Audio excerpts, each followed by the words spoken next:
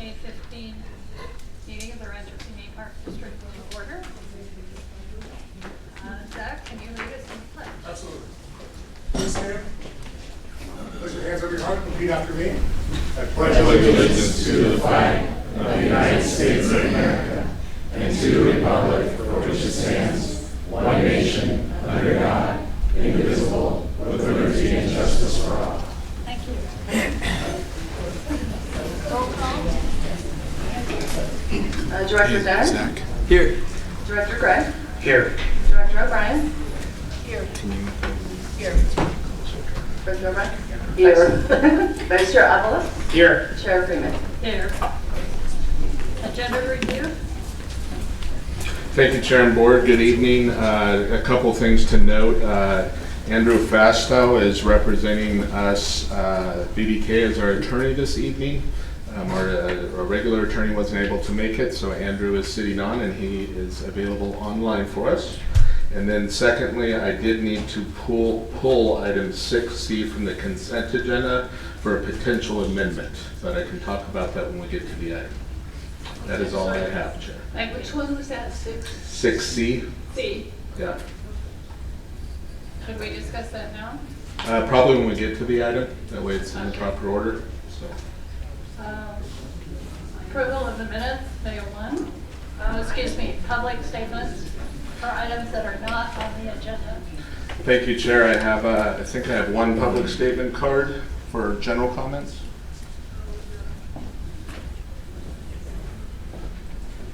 Thank you. This would be for items that are not on the agenda. Dan McCarty. Chair, I'd like to note we have a new timer. So as the board is aware and so the public's aware, each public speaker gets 3 minutes. The time is being tracked there on the screen so the speaker can also see it. And Alex will be monitoring the speaker time once the speaker starts.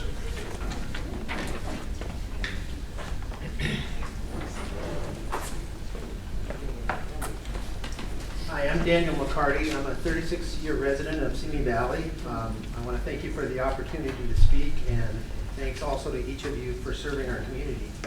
I also wanted to compliment Teresa Pennington, who's been very professional and helpful in providing me with some information I needed.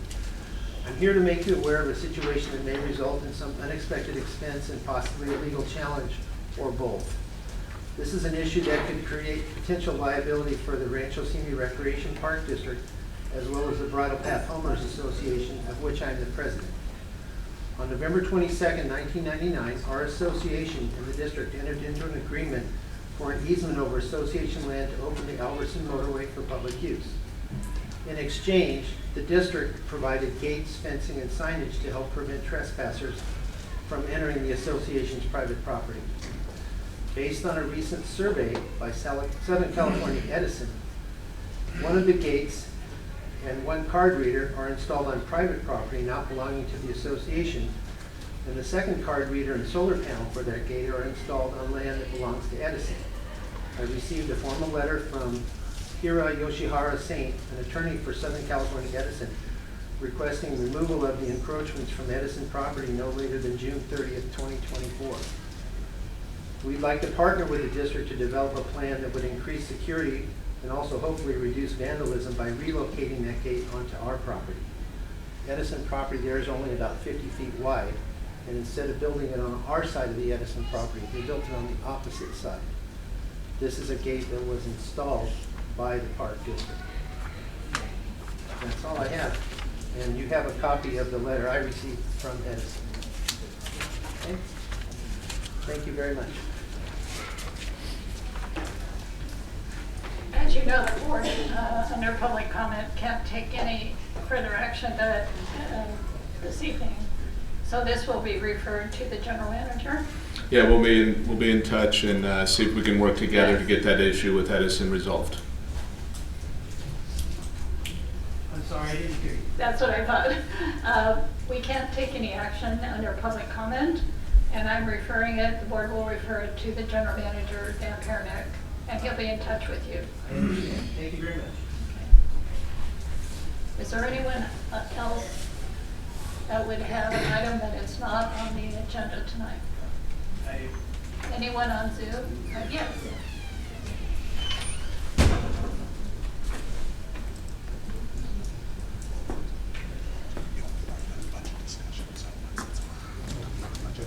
Hi. Hi, my name is Jeff Oliveros, and I'm a resident of Simi Valley. And I have, every year I have twice a year I have multiple tennis teams that represent us, Simi Valley, represent all of Ventura County at the USTA Junior Team Tennis Sectionals. And this year I have 5 teams this season representing Ventura County this upcoming weekend. Twice a week, I rent the courts at Rancho Simi Park for our practices. And I was wondering if we could possibly have a sign or something, just so the public knows that we're always there, because we're there twice a week for an hour and a half. And I think it would just help with public relations if there's a sign, so people don't get confused or why so people don't show up and wondering why there's no court available at the time. And I'm also the USTA Junior Team Tennis Coordinator, so I'm really not going anywhere with my tennis teams, and and we just keep winning, so we're always going. So basically that's it. I sent in an email earlier about my tennis teams and possibly paying like a lump sum monthly or something, so it's easier, and I can possibly assign it myself. But whatever it takes to make it easier between us, the city, and and the public. And yeah, that's it. Thank you. Can you fill out a green card? Yes, I did. You did, okay. Yeah. It'll be referred to staff. Awesome. Thank you. Thank you. Chair, I know we can't take action or discuss it in detail, but Zach might know the answer to that. My question, Zach, is that allowed under our current policy, or would the board need to do anything about that? I believe there are maybe 2 issues. The signage issue would be something we'd have to look at our policy manual to confirm whether or not we would put a sign for a private entity, or secondarily, the trade-off of lump sum payments for rentals would be more of a discussion like we do with maybe our baseball diamond, permits, like an annual permit of some kind, as opposed to an hourly permit. So there are paths, but we'd have to work with the gentleman to figure out what would work best for him and for the district. Well, after talking to him, if you see a good plan for the district and you want to bring it to our attention, I appreciate that. Got it. Thank you. Is there anyone else, is there anyone on Zoom who has an issue that they'd like to bring forward that is not on the agenda?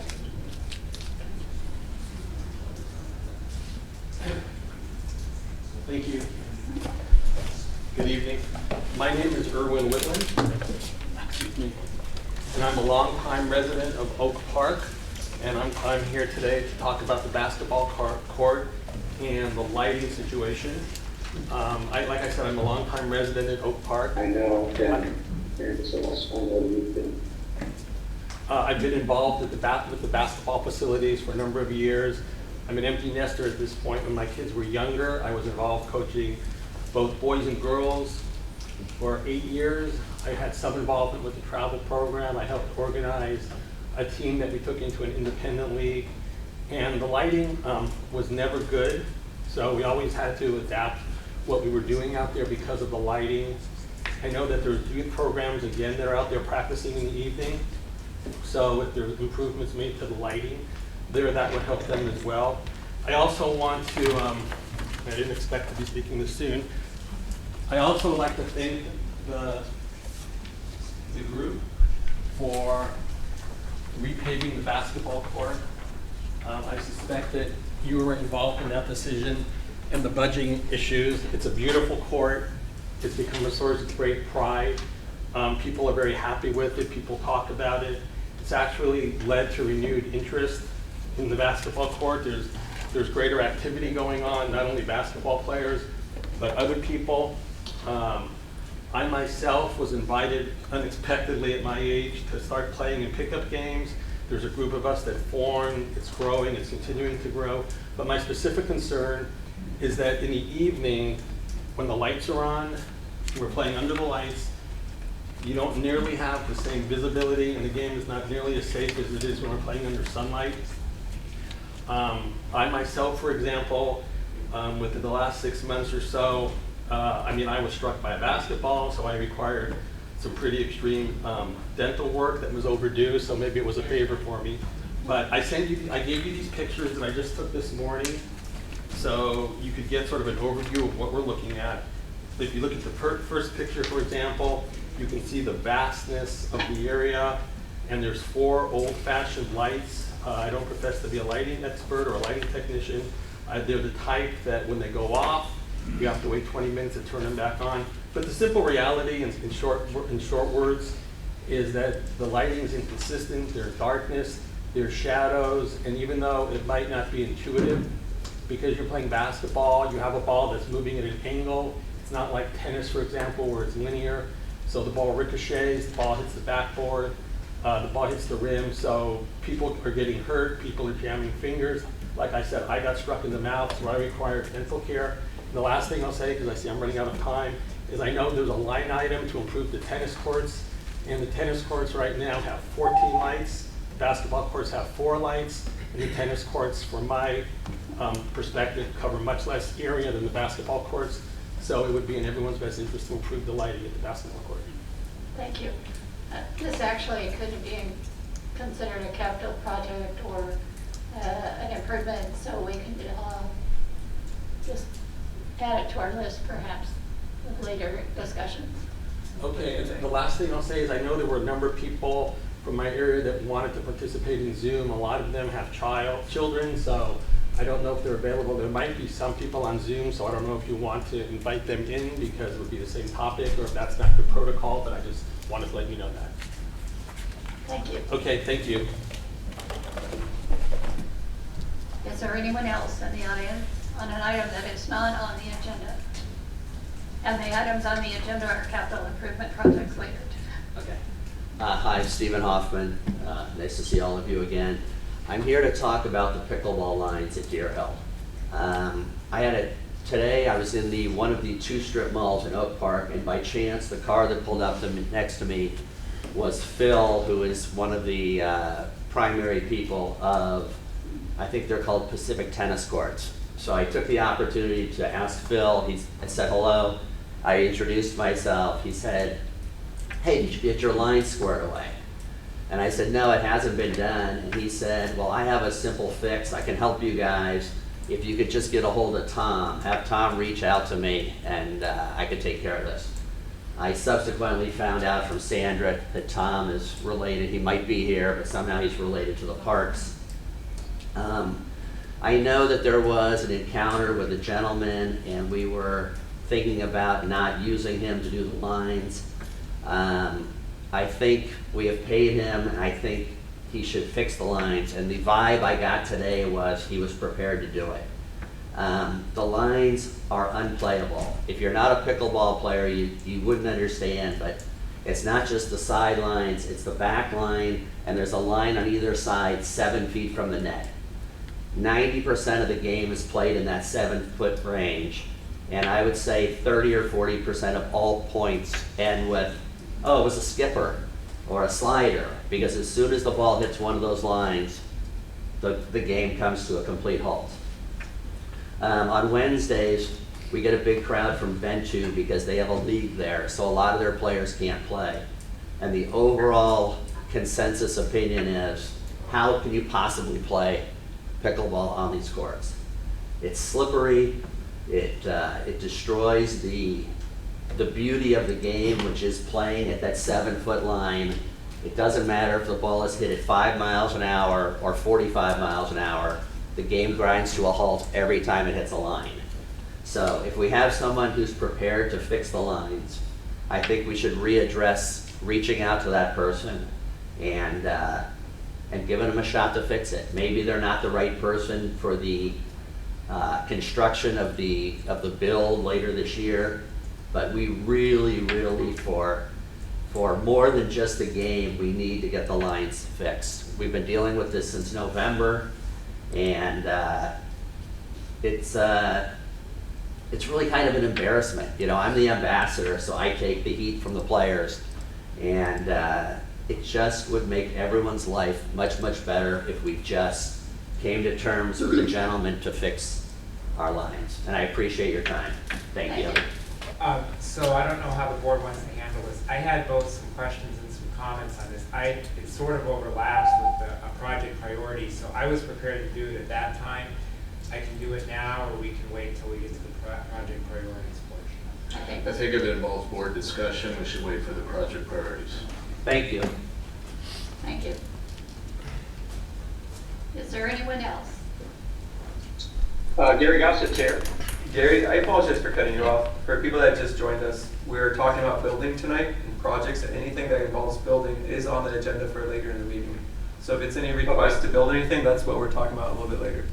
So Okay, thank if it has to do with pickleball courts at Deer Hill, that would probably come up later then, during the project priorities. Thank you.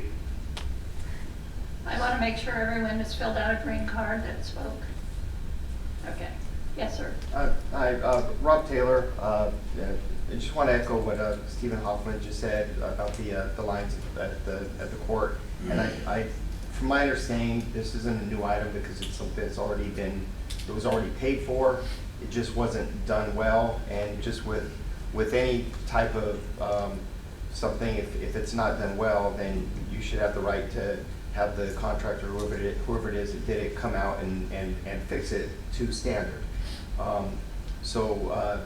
Everything that Stephen just said is accurate. The lines are very slick. That's not the appropriate kind of line. The one thing that I don't want to rehash everything he said. I just want to hit on one other additional thing with the lines being slick is when you're dealing with people that are moving fast on any type of service like that, when you have something slick, it's also a hazard. It's a hazard for people tripping, falling, or getting hurt, and because of that, it should be a priority. Thank you. Thank you. Is there anyone else? Is there anyone on Zoom that would like to address an issue that is not on the agenda? And if it's dealing with a park improvement, it could be under the capital improvement item, so that is on the agenda. Seeing none, I will move on to the consent calendar. Excuse me, approval of minutes. Chair Freeman, I have one change. Okay.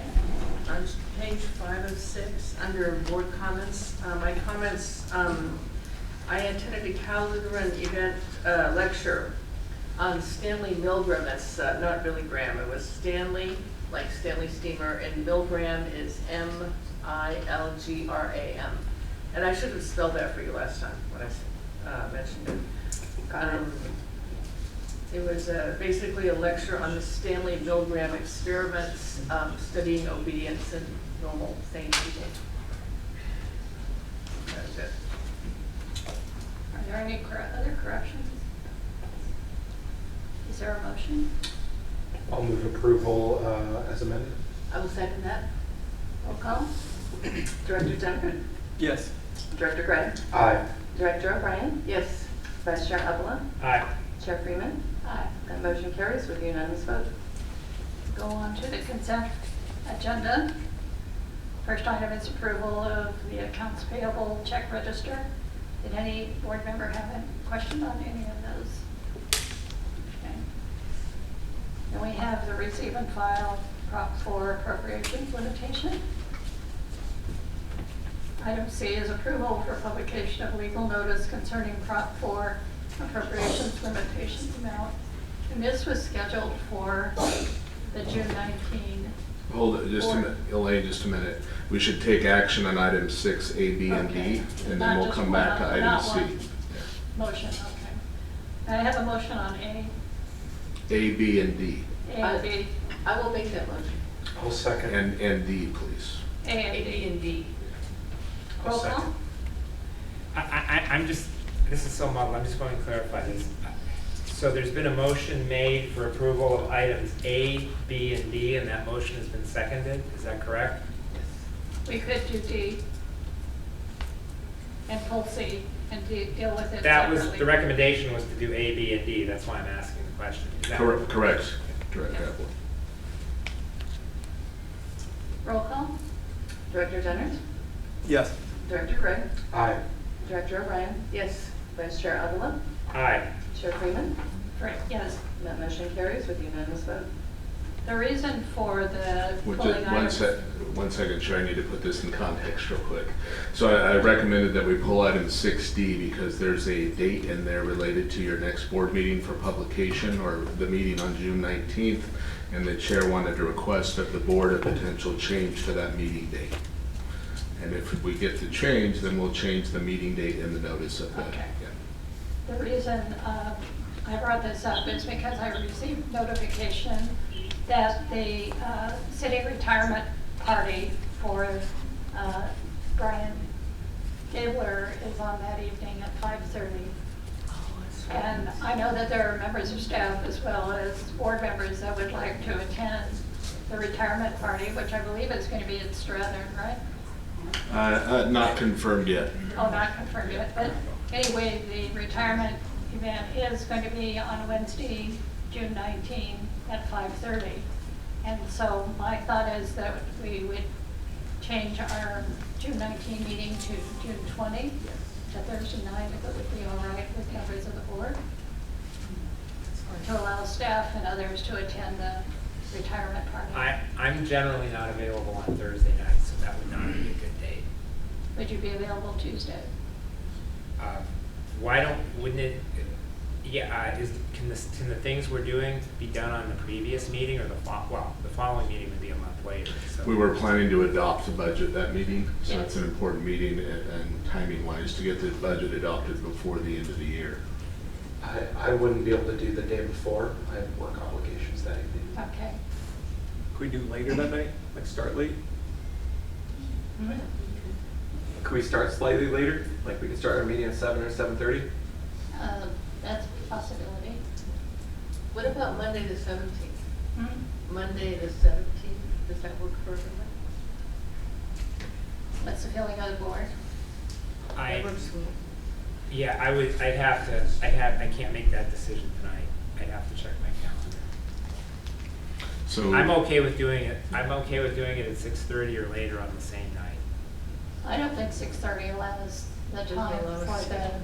presentations and all the. All I'm saying is, I'm okay with 6:30 as scheduled, I'm okay with Director Dennett's suggestion of later that evening.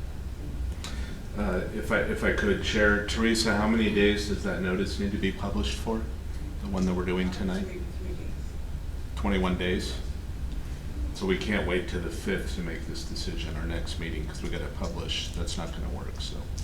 Yeah, so we need a decision tonight for this notice we need to put out for 21 days as to when we're going to do our meeting, so. Can we approve the budget on the June 5th meeting? That's not going to give us enough time to get the final budget together for you. And we also, that's related to the assessment, because you guys are going to be dealing with the assessment on the 5th. Well, then we'll potentially change the budget for the 19th. What about the 12th? That's the week before. So. I am out of town from the 12th through the 15th. We could do it, we could do it the following Wednesday, the 20. I've got to check with the staff, because that's the budget night. I got to make sure the staff's available on the night we picked as well. So. I have a work obligation the following Wednesday. Can we just get authorization based on what date was decided for the legal notice? But we're trying to decide the date. We don't know what the date is. If all those dates are bad, like, people want to go, could we start our meeting at 7:30 and keep the agenda kind of light except for the budget? If that event starts at 5:30, that gives you an hour. 7:30 or 8 o'clock, then give us time to make a presentation, Brian. Yeah, I don't want to start getting too late, because then if it is still a budget meeting, if the public wants to show up, I don't want to force them into a midnight situation or anything like that. Dan, do you expect anything else that needs to be on the agenda that night? Closed sessions, essentially. We could need that, yes, for items. That's a high probability, mental health. We were going to do our notice of public hearings for the budget, and we need, yeah, that's the night we'd approve the Prop 4 appropriations, so. So what is the pleasure of the board? To start at 7:30? We could start at I could do 7:30. I could do 7:30. That's fine. Okay, so, there may be, it may be that, Vice Chair Evelyn would leave the meeting that night then. Okay. She might stay there then. Oh, I see, okay, that's fine. So the meeting will be on the 15th, the 19th. Okay. And I just want to mention, if I could, that was a save the date notice. So if they move the date, we It can could still change. have it on the 19th. So Teresa and I will wait to publish the notice when it needs to be published for the 21 days. And in the event that they change the date of the event we're talking about, we'll still do our meeting on the 19th at the regular time. In the event the date stays that, we'll do our meeting that same night and we will start the meeting at 7:30. Sounds good.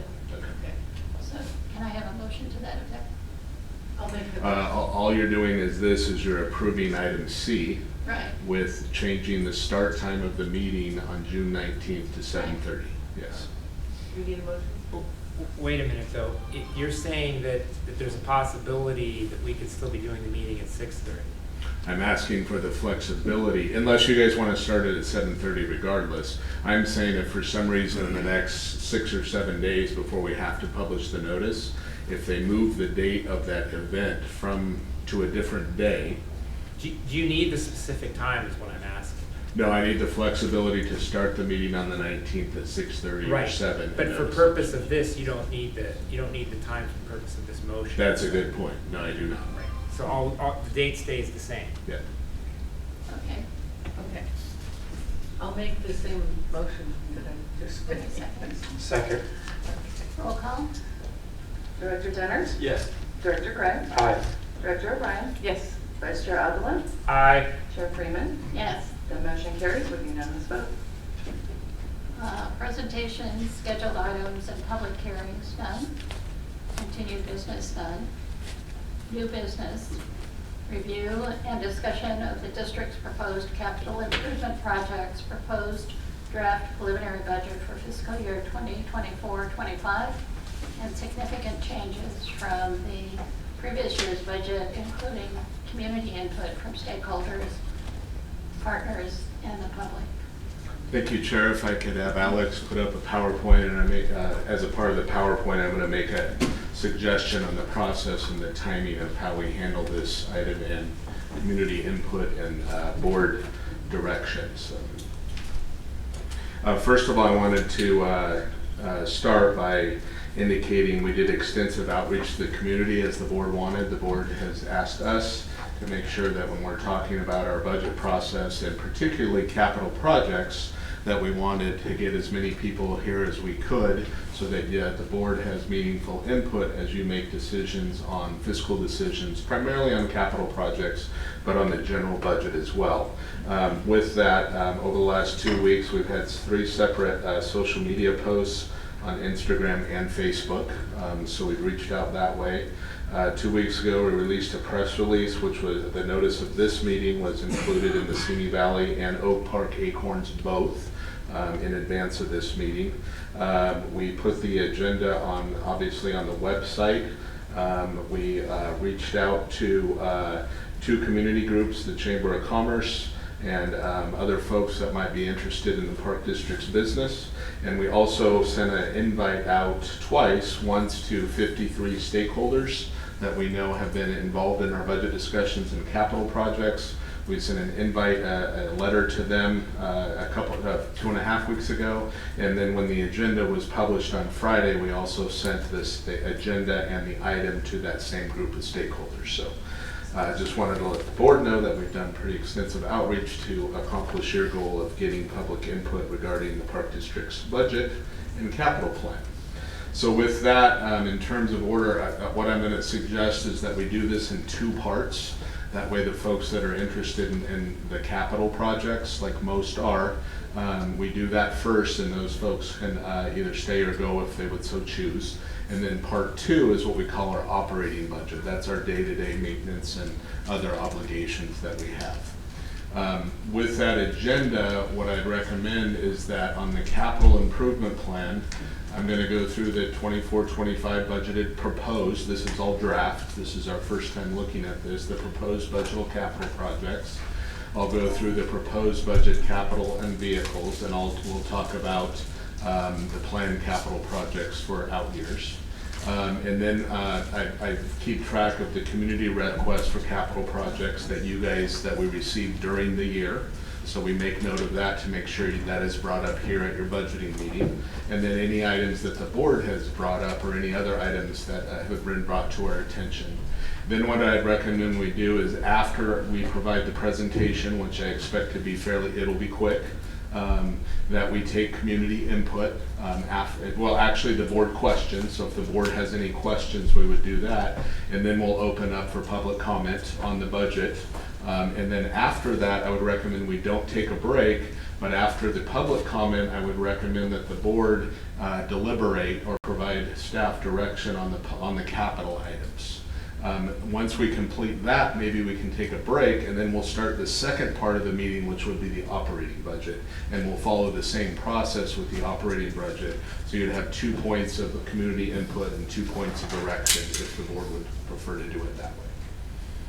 Everybody okay with that? Yeah, and that makes sense to me, the way you proposed it. But I'm just summarizing for the audience. The first part would be projects they want to see built, Yeah. improvements they want to see, physical things built. Yeah. And then you would do an overview of that. We would ask questions, they'd give input, and then later it'd be more like recreation administration, Yeah. stuff like that. But you guys would give me direction on the capital plan. It doesn't mean it has to be that way, but we could talk about that after the community input, rather than everybody having to wait until after the operating budget Right, discussion. I agree with that, and what I'd indicate last year, I don't know if it had to do with the people who made statements from the public, whether they didn't know they could stay or whether because it got so late. But none of the parties really stayed to hear the input, so I would like to see that. So what earlier in happened the last meeting year is rather we than took a later. break after community input before the board talked about it, and everybody left during the break before we did the deliberations on capital from you guys. So what I'm suggesting this year is that we do the community input, you guys deliberate, and then we take the break after that. Good? Okay. Let's jump into this. So this is your 24-25 draft capital projects list. And this, what this means is these are projects that we're recommending appropriations for. It's different than planned capital projects. So these are the projects that we're identifying to be funded and put into the capital project plan. I would like to note that the capital project plan takes more than 1 year. So even though we appropriate money in a given year, that's why the capital project is a 5-year plan. So some of these projects that are on here, they're on here for the appropriation in the given year, but it may take us a year or 2 or 3 to actually complete the projects. So I just wanted to be clear on that. But this list is what's recommended in your draft budget for funded capital projects for 24-25. I did want to note the items in black are all items that were in your capital plan last year. So that we haven't changed any of those items from last year, either the item or the dollar amount. So those items are items that are in your budget again, and they're being what we call rolled over to next year so that we have the funding and we can still work on those in a multi-year project. The items in blue and red are items I'd like to point out. We can talk about the black items and we can answer any questions on those, but I'm going to focus on the items that we've added or recommending to add, or items that I want to bring up for discussion for the board to have a policy discussion about, and we can get some direction on. I'm going to start with the red items, are items that we've added to your capital plan in addition to the black items. The first red item is the Activity Center Phase 3 technology. So when we put together the Activity Center budget, we did not include the technology for some of the technological needs that will be needed as a part of the budget. The budget only included what at the time was a capital cost, which we're going to talk about also, but it did not include phones, internet, computers, and all of those things. So we've added that to your budget, or recommending added that to your budget.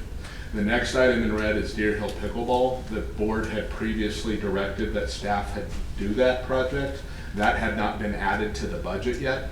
So at this time, we've added that project to the budget at board's direction previously a couple months ago. Another item related to the activity center, and this has been on our radar, is we've got a lot of storage downstairs next to the proposed activity center, and that's where we're keeping district files and other things. Those need to be moved because we envision that section of the building being used for storage for the activity center, for equipment and such. So what we put in this budget before the activity center is built is some money to upgrade our filing, and then we can move all of the material we need to move out of that part to another part of the building, and then that'll free up that space for when we get to construction of the activity center. Another new item we've added is the east parking lot renovation. So the Rancho Cini Park east of the tennis courts. Jonathan and the CAP crew, Wayne staff, let me know that that is a parking lot that is quickly degrading. The longer we wait, the more expensive it will be to do because the subsurface starts to get damaged. So they're letting me know that we need to take care of that. The sooner we take care of that, the less costly it will be. So we've added that to your capital plan this year from last year. And then we've added this one, the Sinaloa drainage project. With the heavy rains the last couple of years, we've got a drainage issue on the Sinaloa course, which effectively when it rains, it closes the course, a big portion of the course. It's actually been on the list to be corrected for a number of years, but given the recent rains over the last couple of years, the importance of it has been heightened, so we added that as a recommended project to your budget. So in addition to those items, I'll go through these and then we can, I can go through the presentation, then we can come back to the items. Activity Center Phase 3, that is the budget that is currently in there. I'm mentioning it because we know and the board knows that $2.75 million is not at this time sufficient to cover the cost of that project. I didn't want to be presumptuous, or the staff and I, and put more money into that until the board discussed it. That estimate is from an estimate from 2021 when we first came to the board and contemplated that, and the architect gave us an early estimate when we first started with them about 2.5 or 3 years ago now. We don't have a firm estimate yet, but that is still in there at that. I'm letting the board know that is probably not going to be sufficient based on what we know, and I'm looking for direction on how you want to handle that at this point. The BMX track design and construction, obviously, that's been in the budget for a couple of years. We are still waiting word from the city on the piece of land where we have identified as the best location for that project. So I only note that here because I know the board wanted to discuss that and maybe give some direction or talk about alternatives for that. The district-wide deferred maintenance, I just wanted to update the board on this. 2 years ago, the board allocated $1.4 million in the budget, about $1 million for Simi Valley and about $400,000 from Oak Park. Those monies were for a bunch of deferred, broken barbecues or painting or things in the park. It's tied, the planning staff does an inspection list in our park, and based on those inspections, it's a comprehensive list of all the things that need to be fixed in our 52 parks. Of the $1.4 million that the board allocated for that, the staff has done about $400,000 of the work, and we're asking to carry over the remaining amount so they can continue working down that deferred maintenance list. The Equestrian Center, I know that's of interest. Mr. Miller and I did meet with the equestrian folks who I think are in the audience this evening. They are still very interested in getting into an operating agreement. We anticipate that having that before the board in June.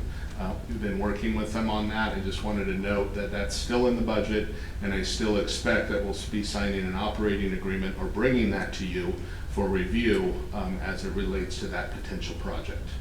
The Medea Creek vegetation removal, I know that's an important project for the Oak Park community. I just wanted, we do have the $1 million grant, and we have these other grants in here that we're working on Medea Creek, fire resiliency and removal of invasive species.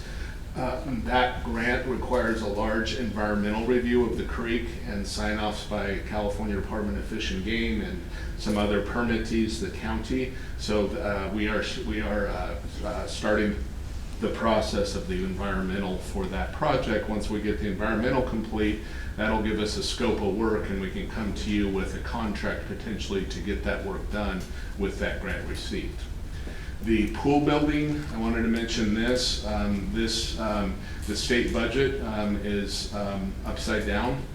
We've been given notice that monies that we've received from the state for projects are, I should say, at risk or potentially delayed, or that. I don't have any more clarity other than knowing that the state is looking at their projects and the funds they've allocated to local agencies, and that may be delayed, or we may not have that. That is based on getting $2 million from the state, and quite frankly, I don't know the status of that or the timing of that. I wanted to point that out to the board, but it is budgeted in your project. Obviously, we won't be moving forward with anything until we know we're going to secure the $2 million for the potential project. As it relates to that, this was not in the budget. Depending on timing, there's some money in here to design the building renovation. The planning and maintenance staff told me that would be the architectural time to design the upgrade. Obviously, if that's in the budget, we wouldn't start that work until we had clarity that the $2 million was available to actually do the project. The Simi Valley irrigation and bridge replacement, I did want to let you know, this one we did add to this budget. It was previously estimated at $3.6 million. We have some folks, the architect has done a design for us. He's estimating it at $4.5 million. That would come out of the Gulf Fund.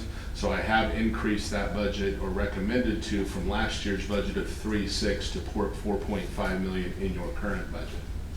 The last three projects are items that the board prioritized: sports field lightings, and this is at 3 different locations. One is Rancho Simi, Duck Pond. One is Rancho Santa Sue, S-Turn, and one is Rancho Madera and Rancho Tapo. After the board appropriated funds, the staff started working with the lighting company to evaluate the cost of this. What we found out is on this last item, the 450 at Rancho Madera, we actually need new poles to accommodate the new lights, which is the case in one of the others. So we were thinking we wouldn't need new poles at the time we put this together. We're told that we do need poles, so if the board still wants to move forward with that one piece of the lighting, we need another $750,000 added to that budget. Again, I didn't want to be presumptuous and add that, but we need to increase that 450 by another $750,000. So that is it. That's the overview on the capital projects. We can do this 2 ways. We can talk these through. We probably want to get public comments, so I should probably go through the whole thing, and then we'll come back to board questions if I could. I wanted to ask some questions before the public spoke. So, because I think it might, if anyone's commenting on any of those things, it might help it might help them focus. But do you want to do questions now from the board on this? Okay. Normally we would have board questions, and then I would open it for public hearing. But Ed's saying he wants to ask questions. That's what she said. As we go. No, You want to ask questions? I have questions right now. Right. So I want to do it before they speak. But then I have more presentation before we get to public comment. Well, the board can ask questions at this time of staff. Okay. Are there questions? Yes. I'm just, so does the public have the timeline sheet that you provided us? They do not, no. Okay, so I'm gonna be detailed in these questions so that they have some idea of what I'm asking. And I may need Wayne's help on this relative to timelines. Is that something you can put on the screen? We don't have that right now. I could take a break and we could put it up, but. It doesn't matter to me. I can try to be detailed. I just wanna assist so everybody kind of knows where we're at on things that have been discussed. On the activity center construction, I know a while back, probably ancient history now, I think initially the plan was to have the phase 3, the recreation area, completed this year in 2024, and then early in 2025, which would put us roughly at about the 7-year anniversary of when the activity center opened. And I'm looking now that it could be as late as September of 2025. Is that accurate? And is that again optimistic, or does that seem like a pretty safe timeline? I will defer to Wayne on that time frame. If Wayne, if you could come or answer the question from there. I actually have a microphone here at my desk. That timeline was adjusted based upon my last discussion with Douglas and the architect. We got about 6 months to finish off the plans. We got about 3 months of plan check and 6 months of construction, so it puts us right about August of September next year to be completed. Is that looking realistic? Yes, it is. But let me, if I could, add a question. Wayne, if we have to amend the design, is that still realistic? I can't answer that because I don't know how much you're amending the design. So, Ed, if I could. Let me ask a question about that. Let me just ask my question that would concern me. In terms of amending the design, because this does affect where my comments may go, if there was a change made, hypothetically speaking, and we did not construct the whole second floor, but we limited what we were doing to the part of the second floor that currently existed, would that be a change in design that would change the timeline, or would that keep things within the timeline? No, that would be a design that would extend out the timeline. Okay. And if we only did the first floor and did not do the second floor at all, I take it that would not extend the timeline. As long as you're saying that we are going to build the infrastructure for the second floor and not complete it, what I'm worried about is the structural components of the building. And if we do anything to change the structural components, then we have to go back and redesign the project. Well, let me ask you, and what do you mean by that? So if we want to save multi-millions of dollars and not add to the structure, are you saying that requires a redesign? Yes. Okay. And in what respect? What will have to change is the floor plan itself. We have to get the floor plan approved by the city, which has to go through the planning process. We have to change the structural design of the rooms downstairs so they're no longer have to hold up a live load of people and amenities upstairs. I could tell you the numbers, a live load of 10, 15 pounds per square foot is normal for houses, but we got to go up to about 15 pounds. Let me ask, so you're saying that doing less would extend the time? In other words, if we're not doing anything to the upstairs, then right now, I assume everything is structurally sound. The upstairs is being held up by the downstairs. That's correct. Right. So if we're not doing anything to the upstairs, that shouldn't extend the timeline, should it? Are we looking to extend, are you saying also the MP room, the walls that we have to build around the MP room to the north, or just delete the MP rooms itself? We could do the structural part, but not finish off the upstairs. I'm saying if we don't do anything to the upstairs at all, does that change the timeline? Yes. Why? Because we have to go back and redo the floor plan again to get the permits again from the city, the initial entitlement permit. Why do you have to redo the floor plan if you're not changing it? That's what I'm not understanding. Well, we are changing it. What we submitted now is the full design of the project. They've looked at it. They're comfortable with it. If we have to go back again, we have to change the official records of the base drawing that we are going to do. We can't just arbitrarily change the plans ourselves and say it's good. We also have to get the city's permission.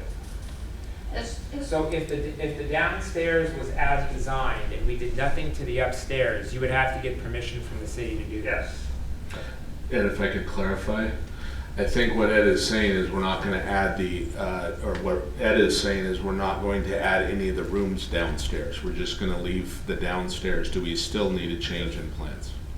So that first floor, we have the 2 dance rooms. Ed is suggesting we don't do that either. I just want to be clear, when he says the bottom floor, he means just do it the way it is, but don't add more rooms on to the first floor. It know, it's hard for me to say, but I think it may take less time to do. Even with the change with the city, we do have to get it approved, but then you're dropping out all the structural engineering. So yes, that is the biggest component of the whole building, is building the second floor. So yes, if we take out the walls and everything completely off the design, and just keep the building as it is today and build out the floor, we could do it quicker. That's Right, so it would, not only would it not extend the time, but we could do it faster, and we would still have the amazing first floor that we have designed. That's correct for the gymnasium area, and then we'd have to do something with the leftover floor space that was the MP rooms and the rec rooms. Right. But is that all add-on? That's all add-on to the building, correct? That's correct. Right, okay. And when you say MP rooms, are those MP rooms that would have been upstairs or downstairs? Both. There's one upstairs and there's one downstairs. That's what I'm trying to clarify. So when you're asking the question, he's thinking still do the downstairs MP rooms. I think it was what you're saying is don't do either the downstairs or upstairs. Don't build any new walls. Yeah, right, I think right, and I don't want to get into board member comments right now, but I'm asking the question, we have an amazing design for the downstairs, we have we have all sorts of needs that would be taken care of. I'm trying to ask the question, if we're not going to spend the multi-millions to add on to a building that already has a bunch of multi-purpose rooms that would cost millions of dollars to add on that we could spend other things, it's not going to make us spend more time, it'll make us spend less time. That is correct. Right, okay. I thought it'd be simpler than that, but let me move on to my next question. On the chart up there, maybe this I just need to understand on this one. On the Rancho Santa Susana Community Park Phase 4 construction, that's not either in red or black, but it does show here, and I'm hoping this is accurate, that that the construction for that phase would be completed. It looks like it would be started during fiscal year 2024-2025 and completed by the end of 2025. Is that accurate? Yes. So why? I'm just curious. Why is that in black and not red or blue? That's in black because that dollar amount hasn't changed from your budget last year. That's the same dollar amount that you guys approved for that project last year. I see. So I was just saying anything that's changed or I wanted some direction on. That project's still in the budget. It's at 6.2 million and we're recommending that we rebudget that for 24-25. Okay, and then as a follow-up on that, does that amount right now include doing the parking lot resurfacing or surfacing? It would be resurfacing. Yes, that estimate is based on an estimate from about 2 years ago when we did an estimate of the original project design. So that would still include an estimate to do the parking lot, yes.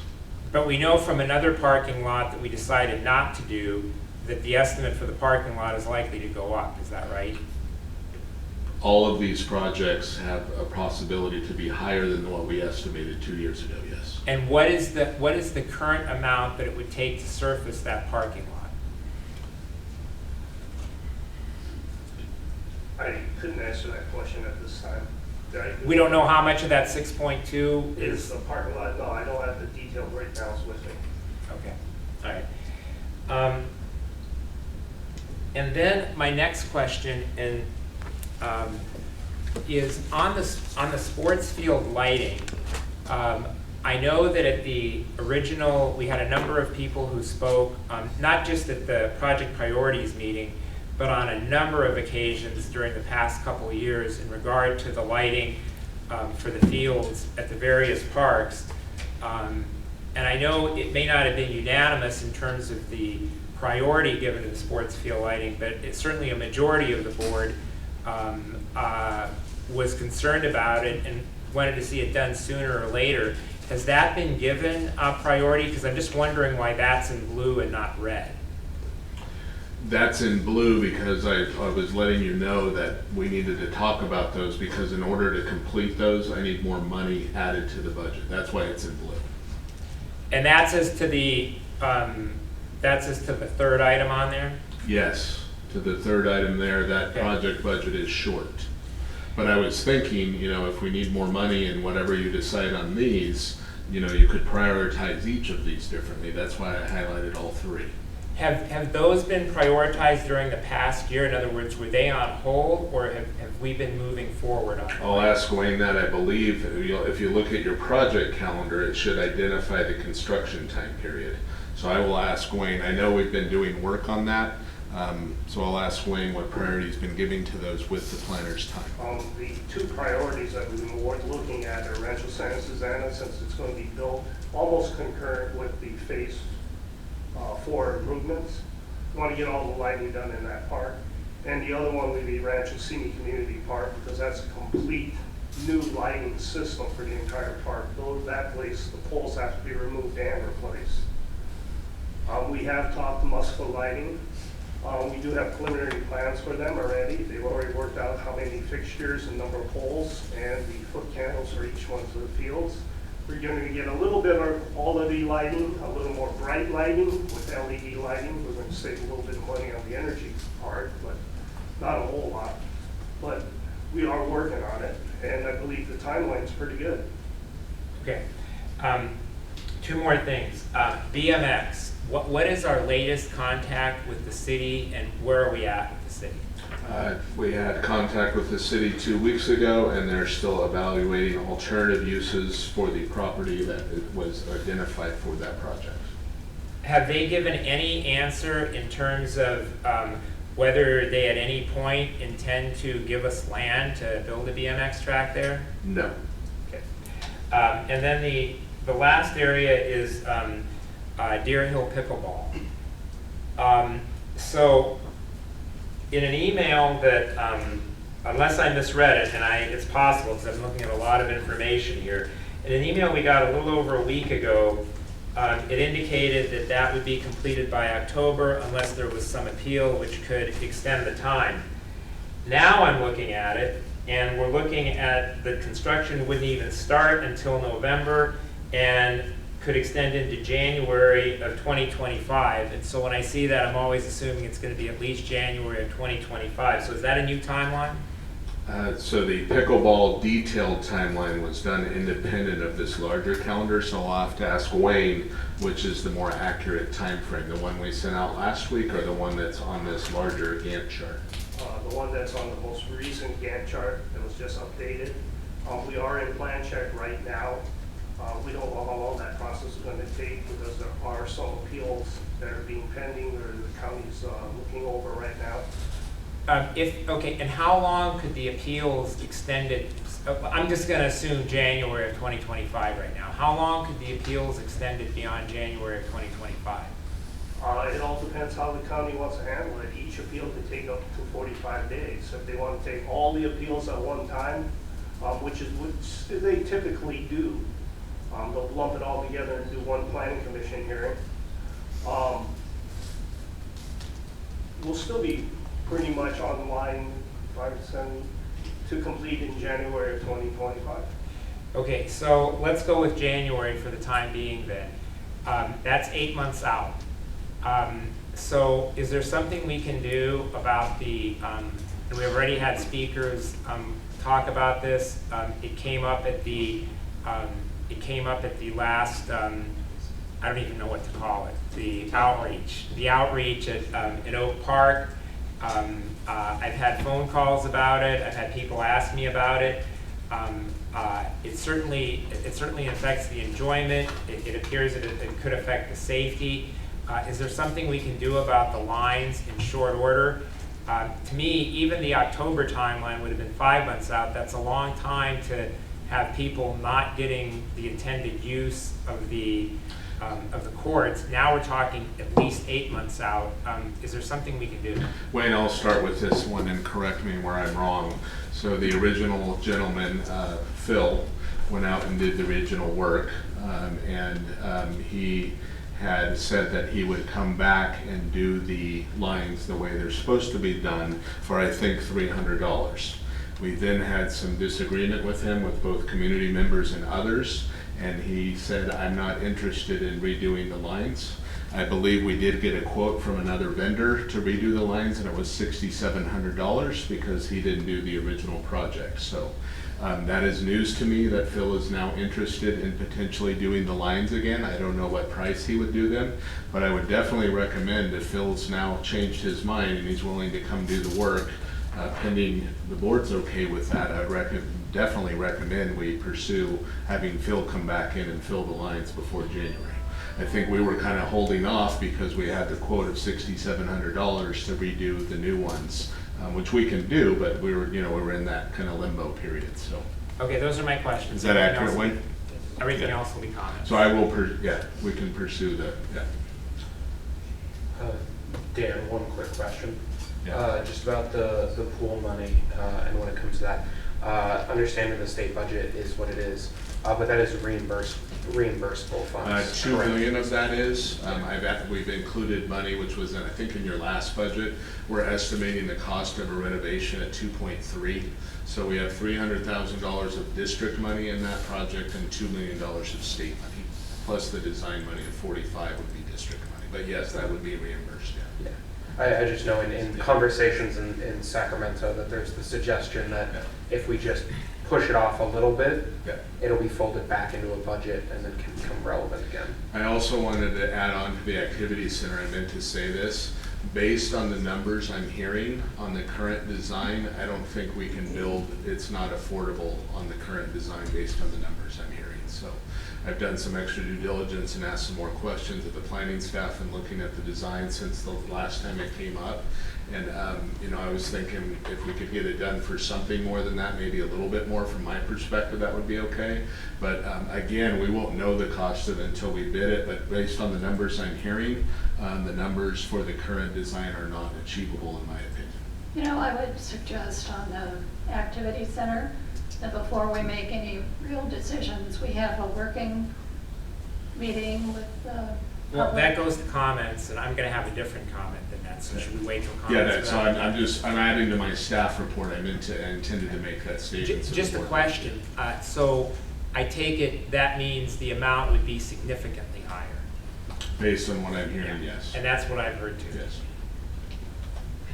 What I was going to say is we should understand when the working drawings are back, the structural change, the things that happen with the structural changes, so that we're fully understand when we make changes what it means. I'm not prepared to do that. We can talk about Well, that again, more during that deliberations. goes to board member comments. I think I have a pretty good understanding of where we're at with the activity. Well, I mean, just If I could so the chime full in on the board has a good structural. understanding. Yeah, I want to say, if we are planning, like, say, for example, we decided not to do anything with the second floor right now. If we want to do it later, then we need to do the structural work that needs to We're be now done into for board it. deliberation, we need to wait Yes. until we get Fine. public Yeah, comment. that's- Are there any other questions of staff? I have a few questions. Yes. Minor ones. First of all, on the BMX track, have we considered just blowing off the city and looking for another? We've tried to look for other locations. We've had absolutely no luck. We've been down that path many times over the last yeah. 5 years, Yes, and we yeah, don't have okay. a premier Yeah. alternate location. That's the There only- are some that the Yeah. board has brought up, but we haven't done any work on that Yeah. alternative yet, so. At what point will it be time for us to do that? We have a Hopefully we benchmark. have a BMX representative who can give an opinion Okay. to us tonight. Maybe so. I was just saying, at some point, it's time to fish or cut bait, and I think we're getting close to the cut bait time. We can talk about all of these more after in board deliberation on the direction you want to Okay. give me. Now it's just for questions. Okay. So that you guys understand this, it's just question period at this point. Director Dinner, did you have any questions? I'm not done. Oh, I'm sorry. It's okay. I'm looking at some of these smaller projects, like the Trailhead kiosk replacement. Can some of these be farmed out as Eagle Scout projects, these little ones? No, Okay, they're too comprehensive for Eagle Scouts. okay, all right, you've already thought that out, okay, that's fine. The state money, when are we gonna know about whether we get reimbursed for the $2 million for the pool? Do we have any? So the state, The governor released his May revise, they call it. He releases a budget in January, then a May revise. The May revises he usually releases are a little obscure. They're really high level and dealing with billions of dollars. Yeah. So you don't really know by looking at it what they're thinking on their budget cuts. I know they have $15 billion of budget cuts, but you can't tell, does our projects fit into that $15 billion in budget cuts? That was They're scheduled to adopt their budget in the middle of June. So we may have some more clarity by the middle of June, we may not, because it usually, once they adopt it, usually takes the finance staff some time to get out the word on what's been impacted or not. What are the chances that they might end up diverting, I mean, this has happened before, they diverted money in the past. The state is not talking about any diversions of existing park district money. They're talking about putting a freeze on money, on grant money they've given to people. They're not talking about any takeaways from local government. Okay. And I think those are my questions. That was it. That's it. Director Gunner. Dan, the pickleball lines in Oak Park, I know you answer those questions mostly, but does he do other contract work for the park district? I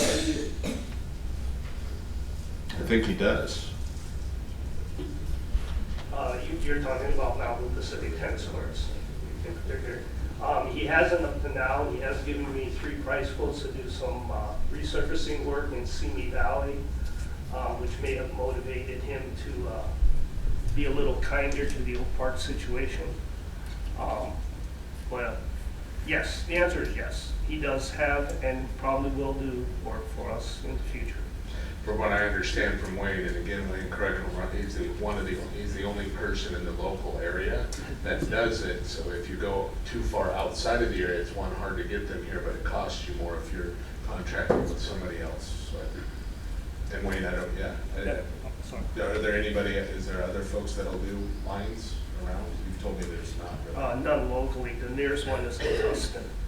Tustin. And the lines in Oak Park that the community is upset with, would you say it was a miscommunication or not following what we asked them to do?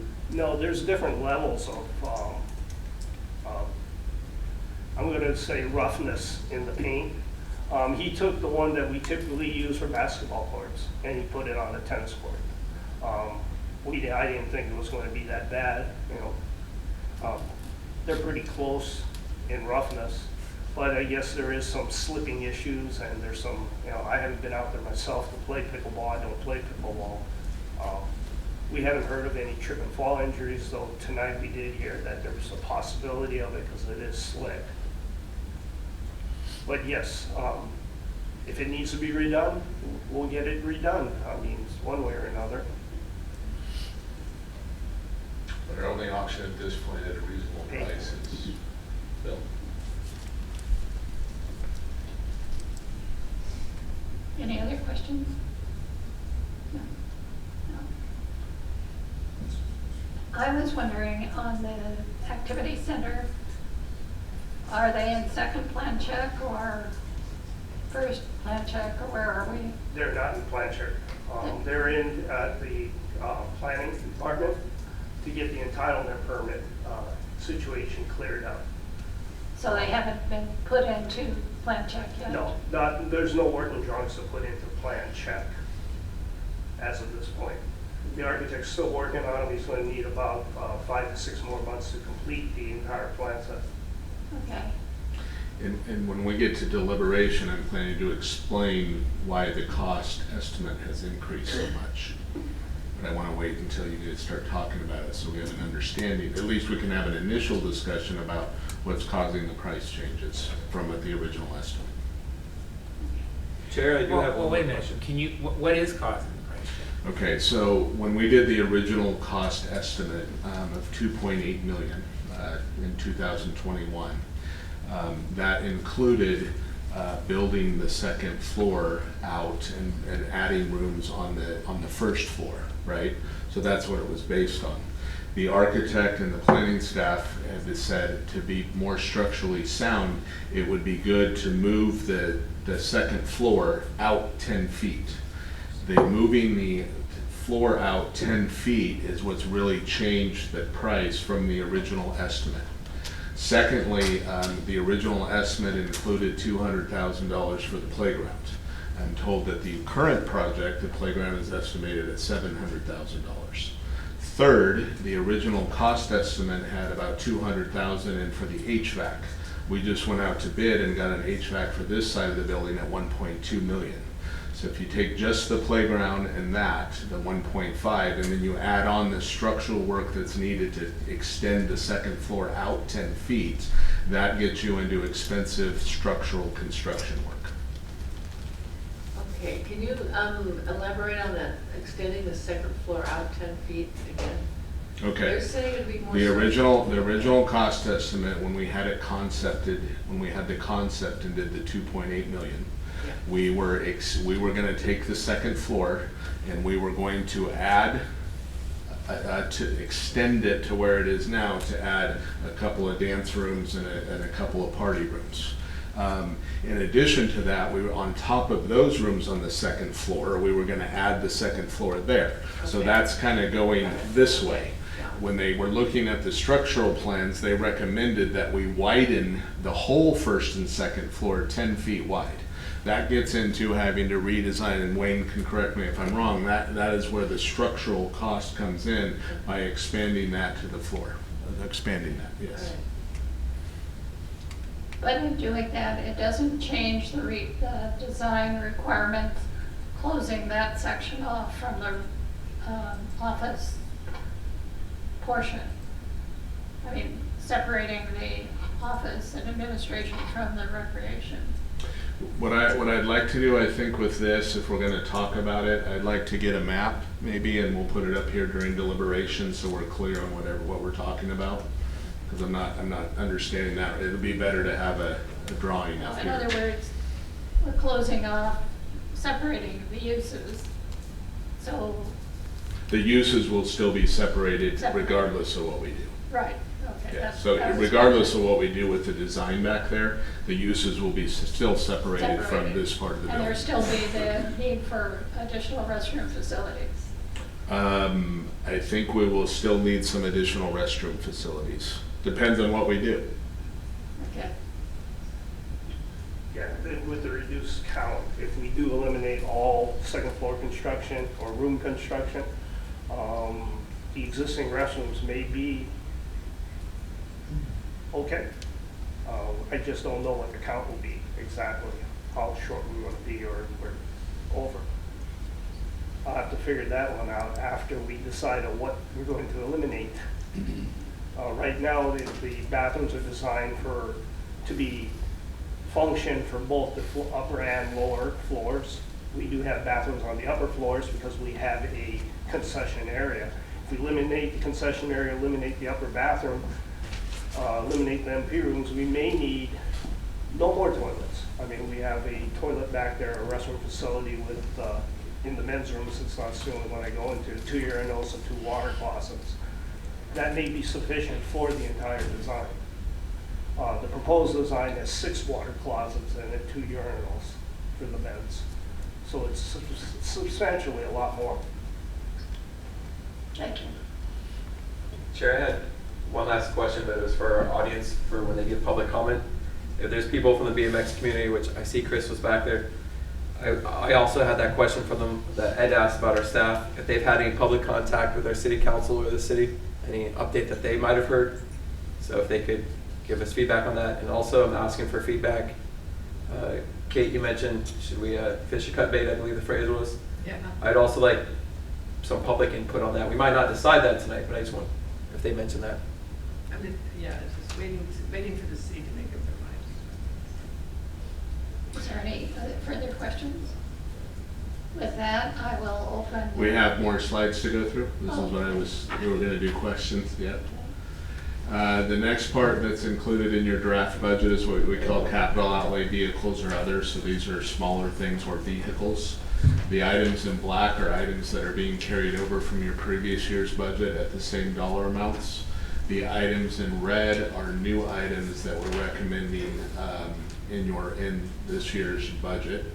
I would say that the new, obviously you can see the election. I'm recommending that we replace some mowers and some more vehicles. Again, these are replacement items for old equipment and old items.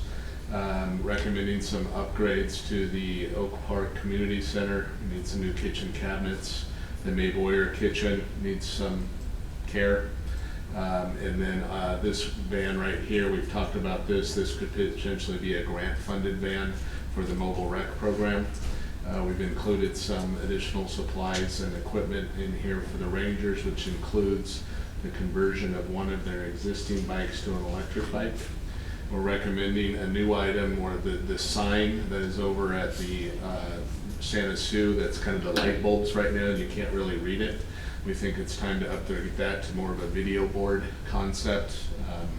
It's probably time for that. And then these are some equipment needs and replacement equipment at the golf course that we've added. So those items are included in your preliminary draft recommended budget. Do we have any questions on those items? Okay. This is just a list of, we have a 5-year plan. So what we've been talking about is funded projects that we would appropriate funds for in the current year. This is just to give the board and the public a feel for all the other stuff that needs to be done in our parks over time. For example, we need a new roof on this building for $1.7 million. So this really, when you're talking about doing new things and adding money to projects, we got to keep in mind that we've got a lot of items that are not on the previous list that over time are going to need to be RSRPD tot loss surface renovation, activity center roof.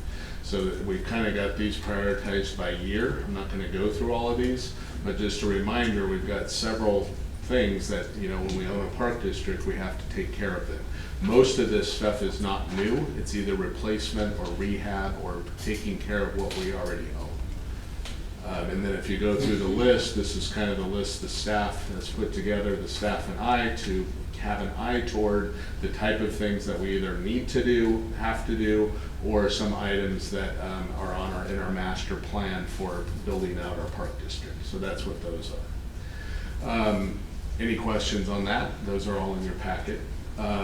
These are requests that have come up throughout the year. These are from the community. We didn't have a whole lot this year. We had a request to put sunshades over the bleachers at the pool. So there's some bleachers there and there's no shade there now. We had a request to put some benches in the breezeway near the tennis and pickleball courts at Rancho Santa Sue. And we had the nice young lady come and ask for additional handball availability in the community. These are items that the board has brought up during the year, or more recently. There may be more. There's an opportunity. Director Gray had wanted to focus on planting trees in the park. We do have money in the budget to plant 40 trees next year. So if there's money in your base budget to already do that, so if we want to do more than 40 trees next year, we can add to that budget to do more than 40 trees.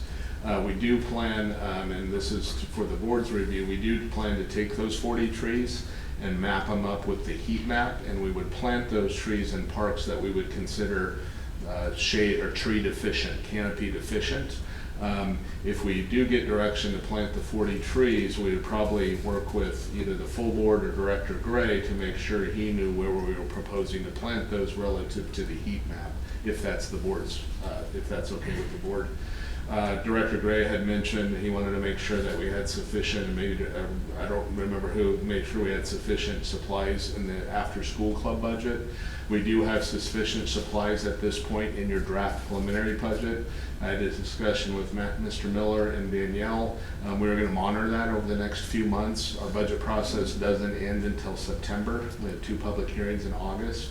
So if they feel that there's a need this is a quality issue, if they feel there's a need for more supplies for whatever reason, it's also kind of related to ELOP funding because they were buying some supplies too. So if there is a need for that as we go through the next several months and continue to work with ELOP, I'd probably bring back a recommendation for some additional money for supplies in the after school club. But what's in your budget for right now is sufficient according to myself and the staff. And then the e-bikes for Rangers, Director Dinnert had brought that up. We have 3 regular bikes for the Rangers. There is an easy process to convert bikes to e-bikes. Jim and Teresa have requested that we convert one of those bikes to an e-bike at this point, and that is already included in your budget. If you want more e-bikes, Director Dennert, we'll add a little bit more to the budget for that if we want more than one. Just about done here. I am done. So if there's not any more questions, I can take questions on any of those items. If there's not, we'll take stakeholder input or public comment, and then we will come back to this list for deliberation so you guys can give me direction on any of the things we've talked about and what you might want changed in here. I do want to remind the board this is a 4-step process. So we have the budget in June. So if there's information you want at this point that we don't have tonight, like how much the parking lot costs, we can bring that back as part of June 19th. And then we have, time for our public hearings in July and August. So this is a fluid process over the next couple months. More information or changing things or things like that, that's anticipated in the process. This is just the kicking off point for your guys' discussion and direction to staff. With that, I'll conclude this portion, part 1 of staff's presentation. Take public comment and then give me any direction you may want on the capital items that were presented this Are there evening. any additional questions of staff? Okay, with that, then I will open the public hearing and just, again, I appreciate all of you coming up, and we look forward to hearing from you. Please fill out a little green card if you haven't, and the speakers have 3 minutes, and it's being timed to help you keep track of yourself there. And if your group has more than one speaker and it's convenient to consolidate down just one speaker, that's great too. Anyway, we look forward to hearing from all of you. First person that I have, naturally I'll have difficulty with it. The last name is Hoffman. Is that Stephen Hoffman?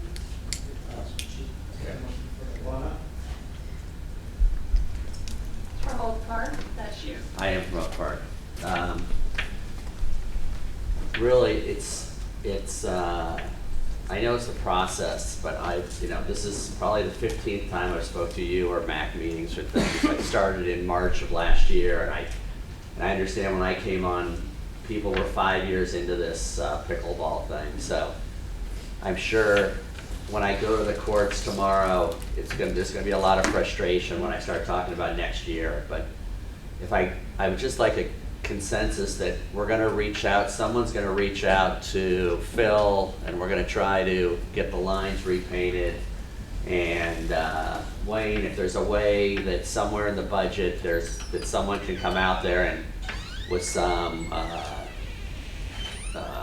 concrete and just fill the holes that have been getting worse and worse for the last 18 months. It's really, the size of this carpet right here, and it would just make everything better for everybody. So I hope we reach out to Phil. He seemed very affable today when I talked to him, and if there's an expense involved of $1,000 or $2,000 or a nominal fee, I know that in the pickleball community, if it's not in the budget for Rancho Simi, I could raise the money to fill the cracks and get the lines repainted at Phil's quote. And I just hope that you guys really, really take a look at Deer Hill and figure out how we can make it as nice and as safe and as playable as we can until early next year, when it sounds like at best we're going to see 6 pickleball courts. Thank you very much. Thank you. Rob Taylor. Wait. Pass. He's good. He's good. Rebecca Jeffrey.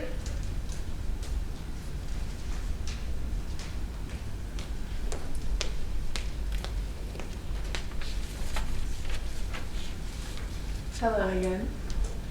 Hello esteemed members of the RSRPD Board and community members present here today. Thank you for once again giving me the opportunity to speak to you today. On March 20th, I attended a meeting and presented my idea of having a one-wall handball court built in a public park here in Simi Valley. As the popularity of the sport has increased, the only handball court, which is located at Mayfair Park, has gotten very crowded. Building another one-wall handball court will provide more people with the opportunity to play. Playing handball can increase players' agility and strength. It can also improve mental health. The courts can also be used by tennis, racquetball, and pickleball players by practicing by hitting the ball against the wall and trying to hit it back. At the previous meeting, I was advised to find a way to show how many people support this idea. To do this, I created an online petition and collected signatures from community members. This is actually a picture I took today, which shows that I have collected over 237 signatures since April 18th. This shows that many people want these courts to be built. Thank you once again for all that you've done for this community and for me, and I hope you will consider this proposal. Thank you. Krista Sanchez.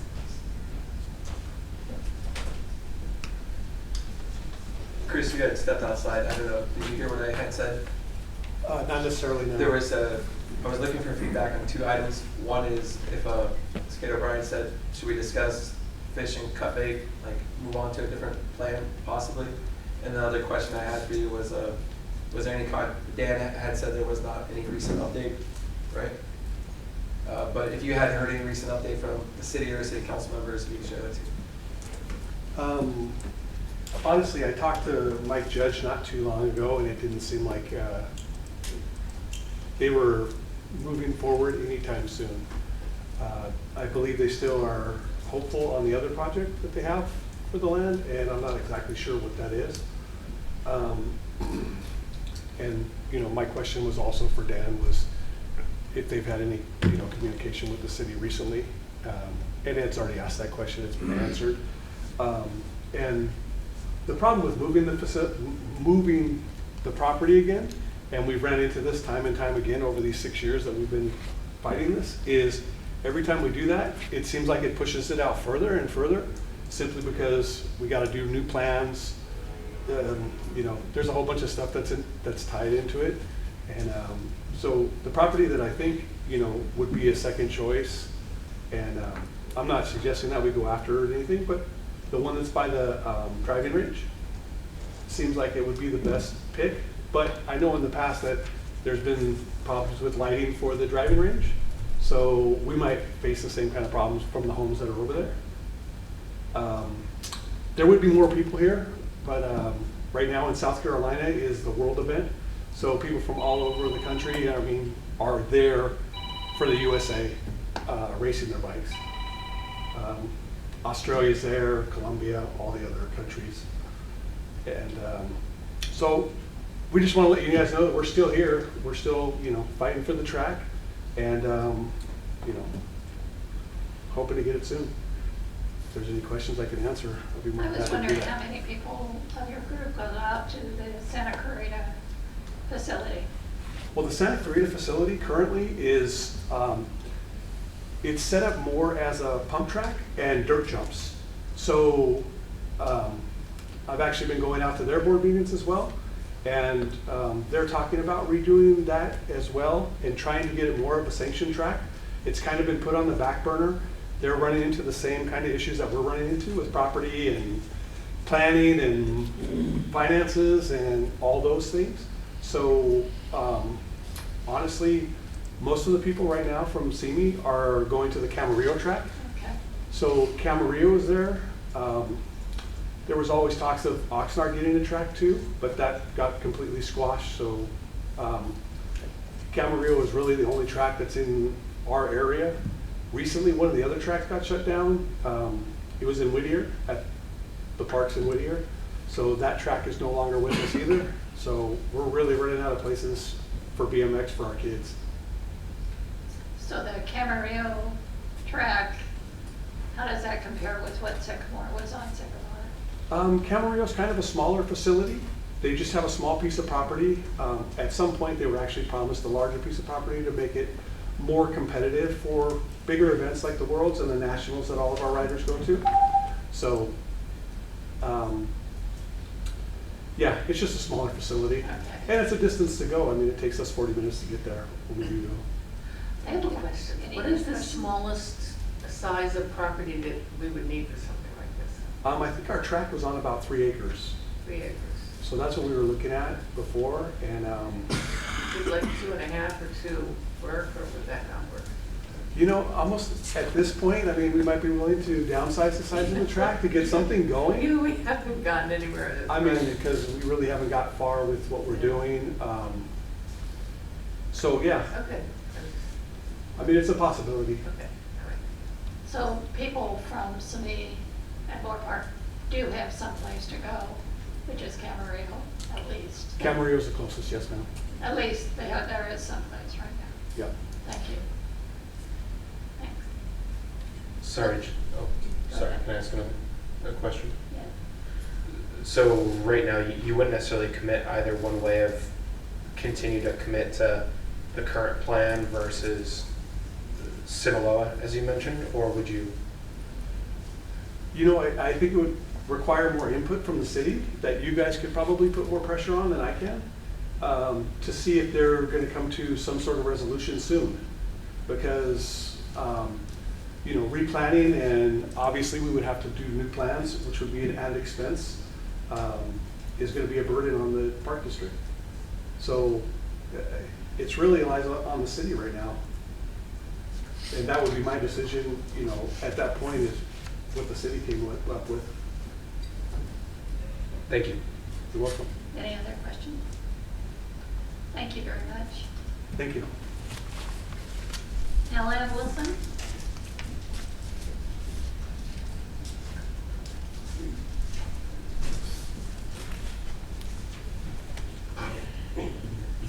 Good evening. Good evening, Chair Friedman and members of the board. My name is Nellen Wilson. I'm the president of the Simi Valley Historical Society. First off, I'd like to thank all of you for everything you do to maintain our beautiful Stratton Historical Park, as well as the historical buildings. It is an honor for the Historical Society members to be able to contribute their time and energies to such an amazing and beautiful park. I'm here tonight to ask you to consider during your budget process to continuing your support of the park and structures with 2 requests. The first request is for the resiting of the Binaga Barbershop. The barbershop was originally built in the early 1900s and was located on Los Angeles Avenue between 3rd and 4th Street. The siding on the building has been deteriorating over the years, and with each year, the damage is increasing. This project has been on a 5-year plan for the past few years now, and our hope is that you'll consider adding it to this year's budget. The estimated cost, based on the information you've received, is approximately $18,000. Our second request is something that will benefit the Park District as well as the Historical Society. Every historical item that has been donated to the park in the past, as well as historical items directly related to the Simi Valley's past that continuously come into the park, need to be registered and issued an ID to identify these items and where each item has come from. Basically, it's history. Our park ran out of storage a long time ago, and we're in dire need of more storage. We would like to ask that you consider adding a 40-foot storage container to the property. Stratton currently has 2 storage containers, which are packed to the brim with historical artifacts and materials. The estimated price of this project is $10,000. Part of the reason it's so high will be it will require us for you to pour a concrete pad, as well as hire a crane to lift it into the position it needs to be in at the park. I'd like to thank you again for your continuous support of the beautiful Stratton Park, and I'd now take any questions or answers. Thank you. Any questions? Thank you. Thank you, and I hope you'll consider it. Thank you. Next person is Dan Mason.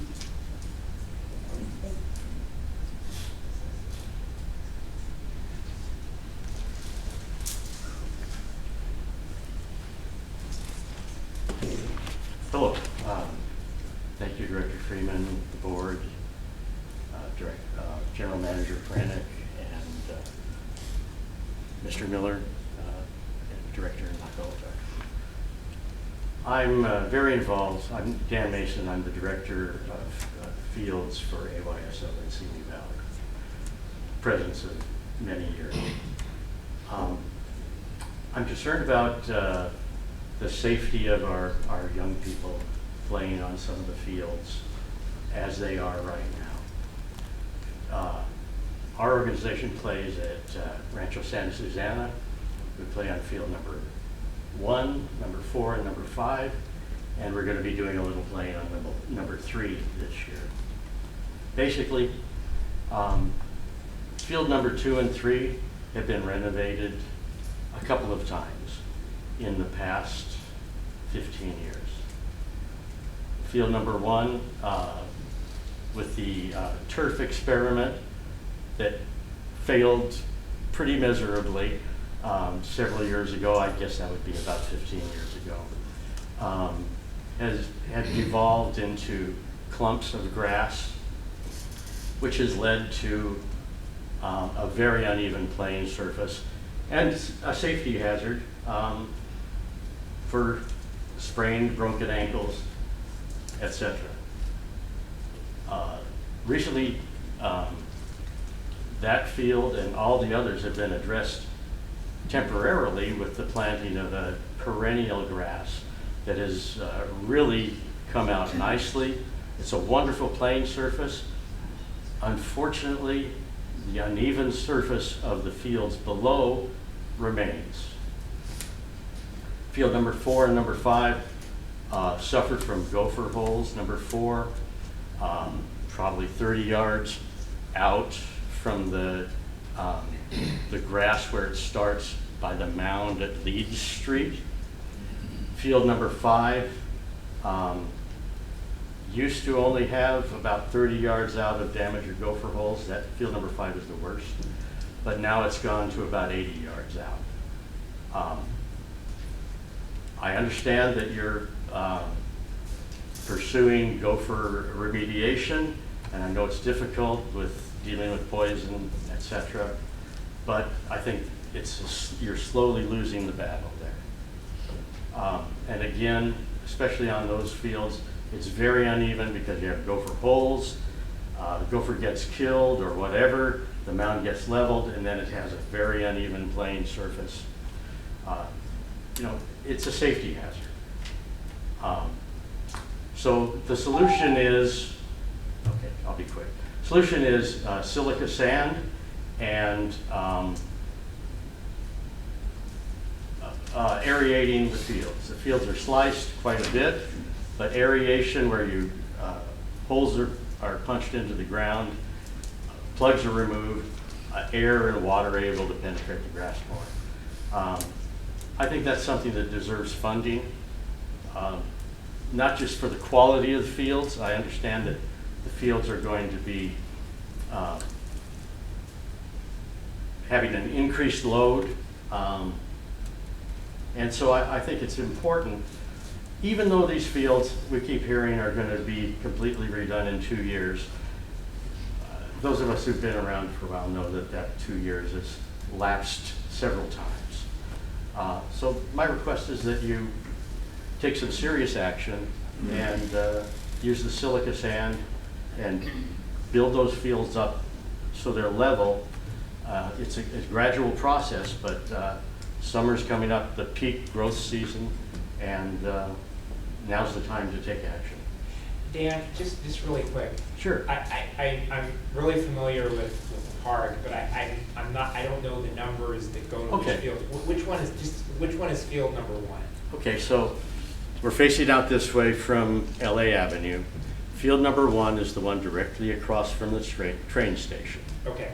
So that's, right now it's got a lot of grass, but it's very uneven as a result. And which ones are 4 and 5? Okay. Number 4 and 5 are the ones along Stearns with the dirt parking lot. Okay. And it's the north end that's the worst, Okay. along Leeds Street. Any other questions? Thank you. Hey, thank you. I don't have any additional cards. Is there anyone in the audience that would like to speak on an item? If not, I'll go to Zoom. Jana Orkney.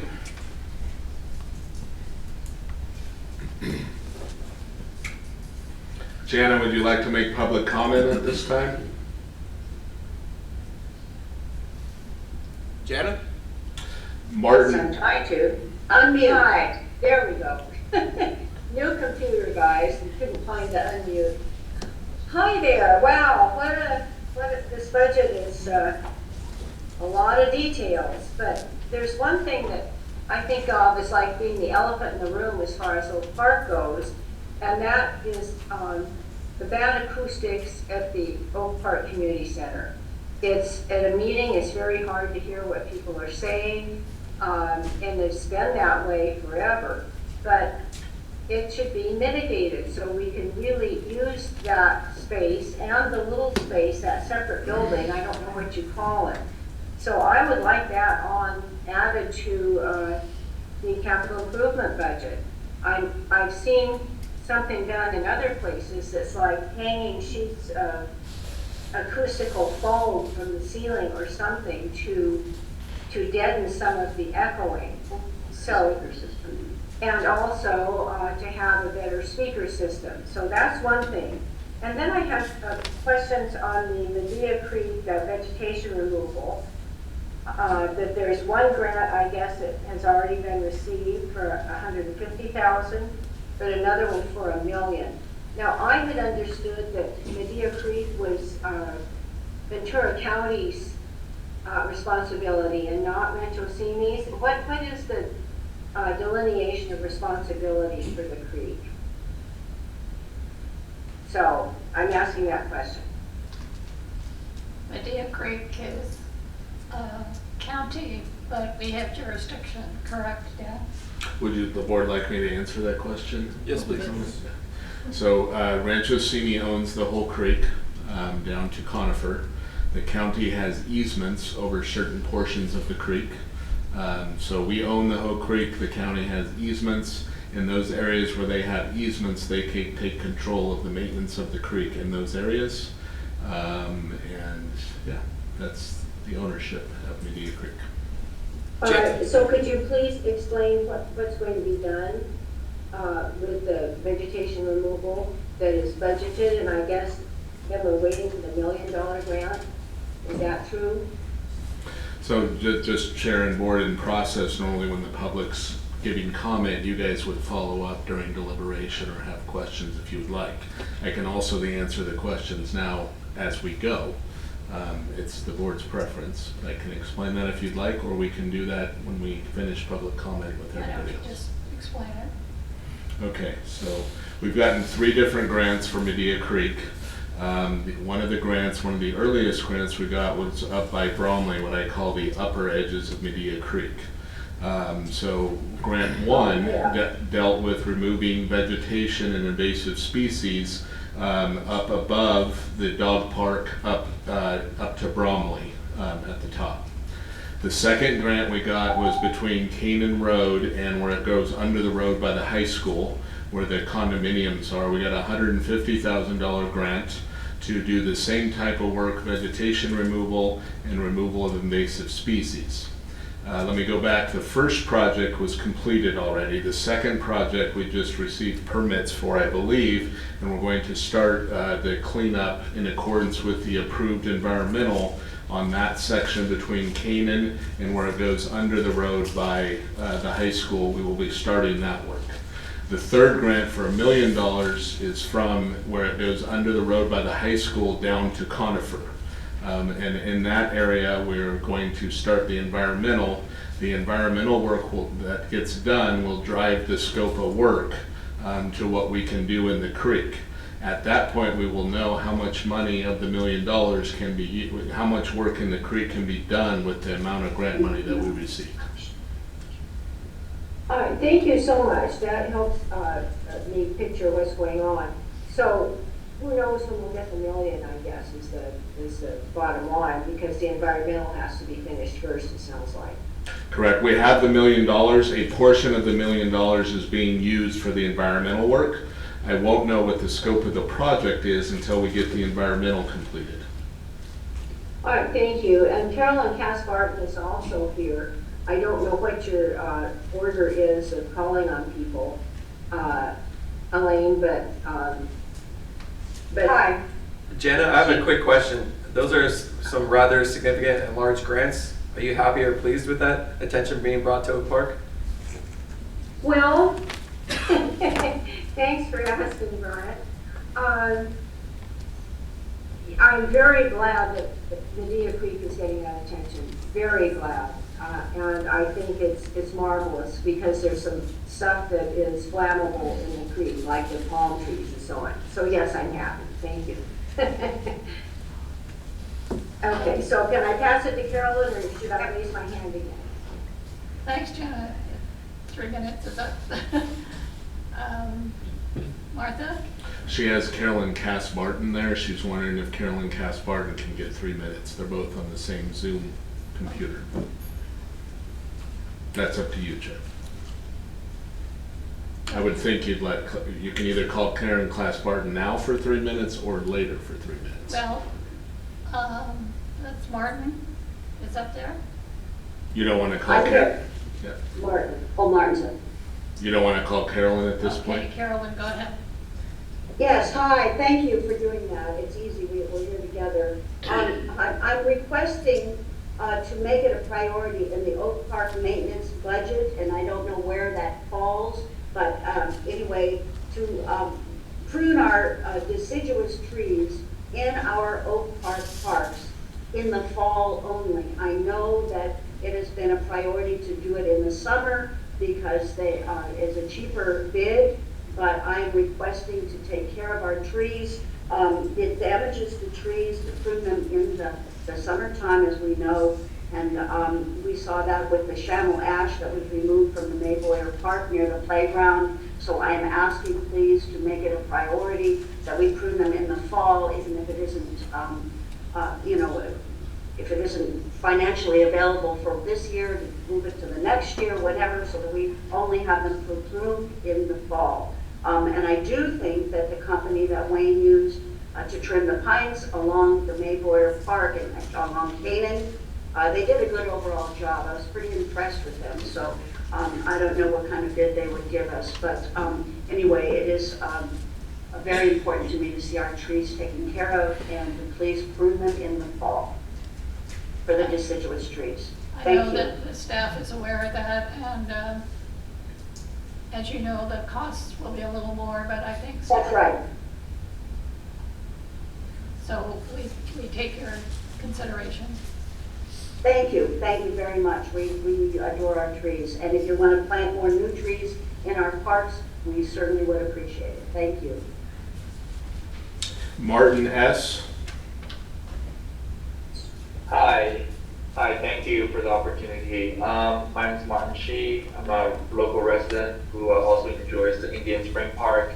I would like to take this opportunity to support and second Mr. Erwin Whitman's request. He made a public request earlier in the session to install additional lights at the Indian Spring Park's basketball court for the safety and enjoyment of the local residents and the children that play there. I and him and a couple of other folks regularly play there. And in the evenings, it does become hard for us to play there safely. So it definitely supports that request. Thank you for the time. Thank you. Is there anyone else on Zoom? I know Gary was going to speak earlier, and I see Gary is there. Hello, can you hear me?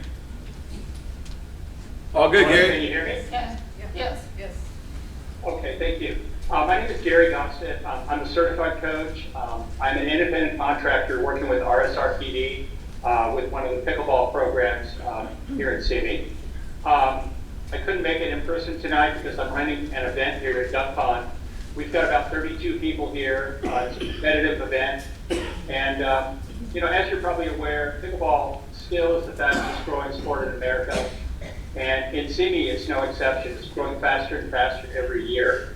In fact, between myself and other local coaches, we're introducing about 300 plus new players a year into our Simi Valley pickleball community. And this does not include those players that take it upon themselves to learn how to play pickleball on their own. I know you've been hearing this same old story for years and years, probably about 10 years now, but now we can't overlook this, you know, this problem any longer. We're running out of space. We need help from you guys. And I know that you're great listeners, but we need to move forward with a few projects to get a few more open courts for the players that need to come out and play in the evenings and the afternoons. What I would suggest is we need additional permanent courts at both parks. Updated lighting and court resurfacing at Lemon is the must, and net maintenance and among other things need to be done.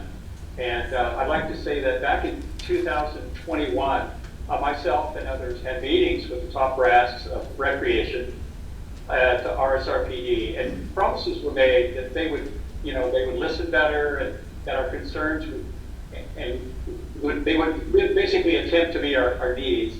And since then, only slight improvements have been made to the shortage of playing space, and this needs to be addressed. We're just running out of room. The easiest proposal I would suggest to solve this particular dilemma would be to add 6 courts at Lemon Park, additional courts at Lemon Park, and 6 additional courts at Duck Pond, using the surfaces that are already available. We should also add better lighting at Lemon Park so that Lemon Park on busy nights can take in the swell of people that want to play in the evenings. A lot of young people now are coming out, and all these parks these pickleball courts are full in the evenings now. Also, we have to take into consideration that the overcrowding is due to outside players dropping in from surrounding communities. What can be done about that? Maybe letters could be sent to surrounding communities to try to encourage them to improve their pickleball facilities. I know that Camarillo is considering putting in 12 courts, and there's more courts going in, I believe, in Oak Park. You guys have some courts going into Oak Park. That's going to help us out quite a bit. Anyway, I'm here. If anybody has any questions, I'll be glad to answer any questions you have. Otherwise, I kind of need to get back to my event. Thank you. Bobby M. Bobby M. Yes, can you hear me? Yes. Okay, excellent. Yeah, my name is Bobby M. I'm a resident of Oak Park, California. And I too, second what both Martin Shee and Erwin Whitland said about the lighting at the basketball court. We do play there, frequently at night, and oftentimes you can't even see the ball being passed across. So it's just it's definitely proving to be a hazard. There's children out there playing too in the dark. So it would be quite helpful if we could have some new lighting there sooner than later to match, the lovely surface that you guys were able to do there for us. Want you to know that we do appreciate that. Thank you. Stuart?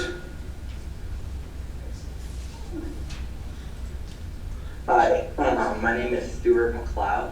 I did want to reiterate about the park over in Indian Springs, but a little bit different angle. I'm a father of 2. I have 2 little ones, a 5-year-old and a 2-year-old, and I noticed not just the basketball court, but the whole side of the park is extremely dark. And when it gets during the summertime, it's a little bit easier because the sun will set later, but towards the winter, it is a hazard when at 4 or 5 o'clock, my son's out there playing after school and it's already getting dark.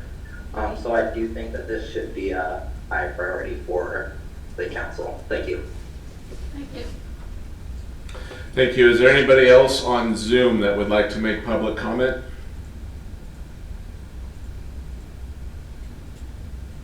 Not seeing any, Chair.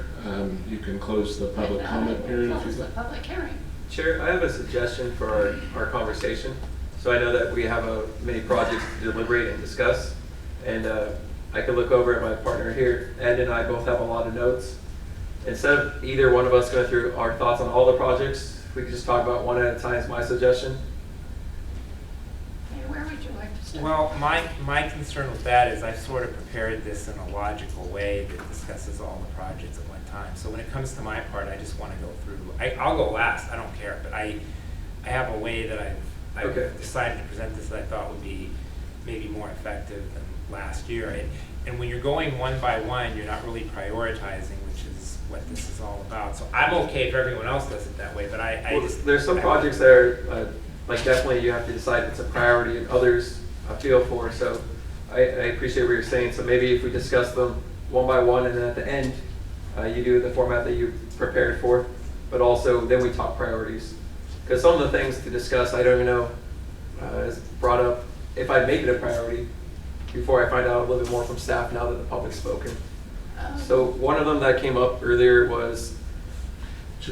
Brian, if I could, I need to add a little information as well. So as an example, the activity center, I haven't heard any feedback tonight, and I wouldn't want the public to hear us discuss that because we could probably discuss it for a good hour, and they weren't here for that tonight at the expense of discussing the other part.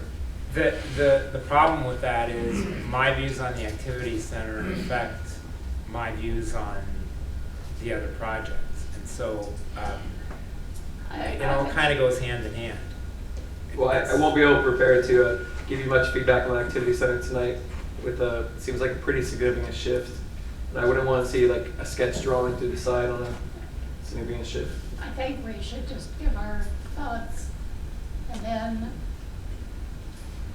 as I mentioned before, on the activity center, I think we need more of a sit-down, actual working session to understand. That may be what we do. I don't agree with that, so I'm going to discuss the activity center, but I do agree with the idea that we should just all give our individual thoughts. And I know you're eager, Brian. I don't mind if you go first. I wasn't finished with my conversation. Right, but you're making a pronouncement on what we should do, and you haven't even heard from everyone. I was commenting on Director Denner's direction. To me, it would be, my preference would be for each of us to give our thoughts on all the projects or our priorities. Go around to each of us, and then we'll have to come to some kind of agreement. Sure, if I could, there's a little more information I would like to share before you get started in your deliberation, just to be aware. So let me know when I have an opportunity to do that. That would be great. I think it would be good if we heard this information before we started. I agree. Alex, can you please put up the PowerPoint again?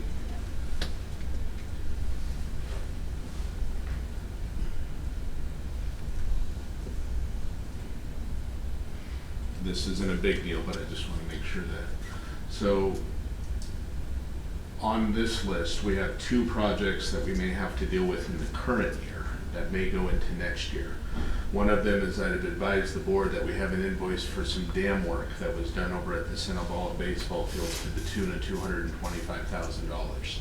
That is not on this list yet, so I wanted to let you know that because I'm probably going to be bringing that to you this year. The other item that just came up this week is we've got some of our open space land is imposing upon some private property. We may need to do some work on that project. That's estimated at about $120,000.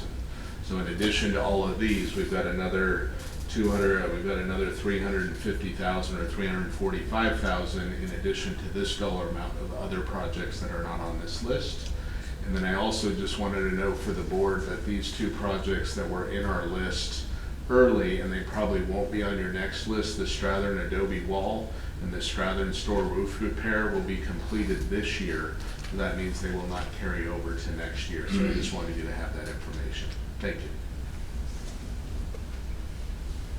Are we in agreement that we'll just each give our opinion? Is that right? Right. Director Avila? I think Brian wants to say some things. I don't mind if Brian goes first. So one of the reasons I'm not prepared to talk priorities before I get feedback from other board members is it might change plans. So as an example, for the BMX track, I'll call it a plan. I'm open to the idea of exploring another location if we give up on the current location. And I think we should, as a board, just set a timeline where we say we'll give up on the current location. There has to be a timeline. Ed knows the timeline better than me, but Ed, was it October 13th, the last update we were waiting for? Yeah, the timeline is back in the Middle Ages by now, but yeah, it's long gone. So if I said it's a priority, I mean, it's in the budget, it's been in the budget for a long time. It's hard to say it's a priority if you can't do anything, like there's no place to spend the money to build it. So when other board members give their input, I want to know if that's something that we should consider. Should we just create a timeline with the city to say, look, we know you have other options and you want to continue to consider them, but at a certain point we're going to move on and pull out the projects, whatever that might be, and just move on completely. I definitely do not want to build two BMX tracks at the same time, one being temporary, and then go back to the first one. That would be expensive, it's not very practical. So I want feedback from other board members if we should create an eventual timeline to say if the city can't get an answer by a certain time, that's fine. They might have a good reason, but we should move on in our considerations if we ever want to build a BMX track. For the lighting project, there was 3 stages with the parks. I'm open to delaying the 3rd stage. If we can't do everything all at once, and that was listed on there in the parks there with the added cost of the pole. So if we did the first 2 that we've already made progress on, as far as my priority goes, the first 2 are my priority, the 3rd one I'm open to delays on. For Medina Creek, I did like that feedback from Janet Orkney that $1 million grant is massive, especially in a community as small as Oak Park. Dan, is there anything like that, large grants happening in Sing Valley? No. I mention that because sometimes people in Oak Park say the park district needs to spend money or take money from Sing Valley and spend it in Oak Park instead. And that's a huge grant.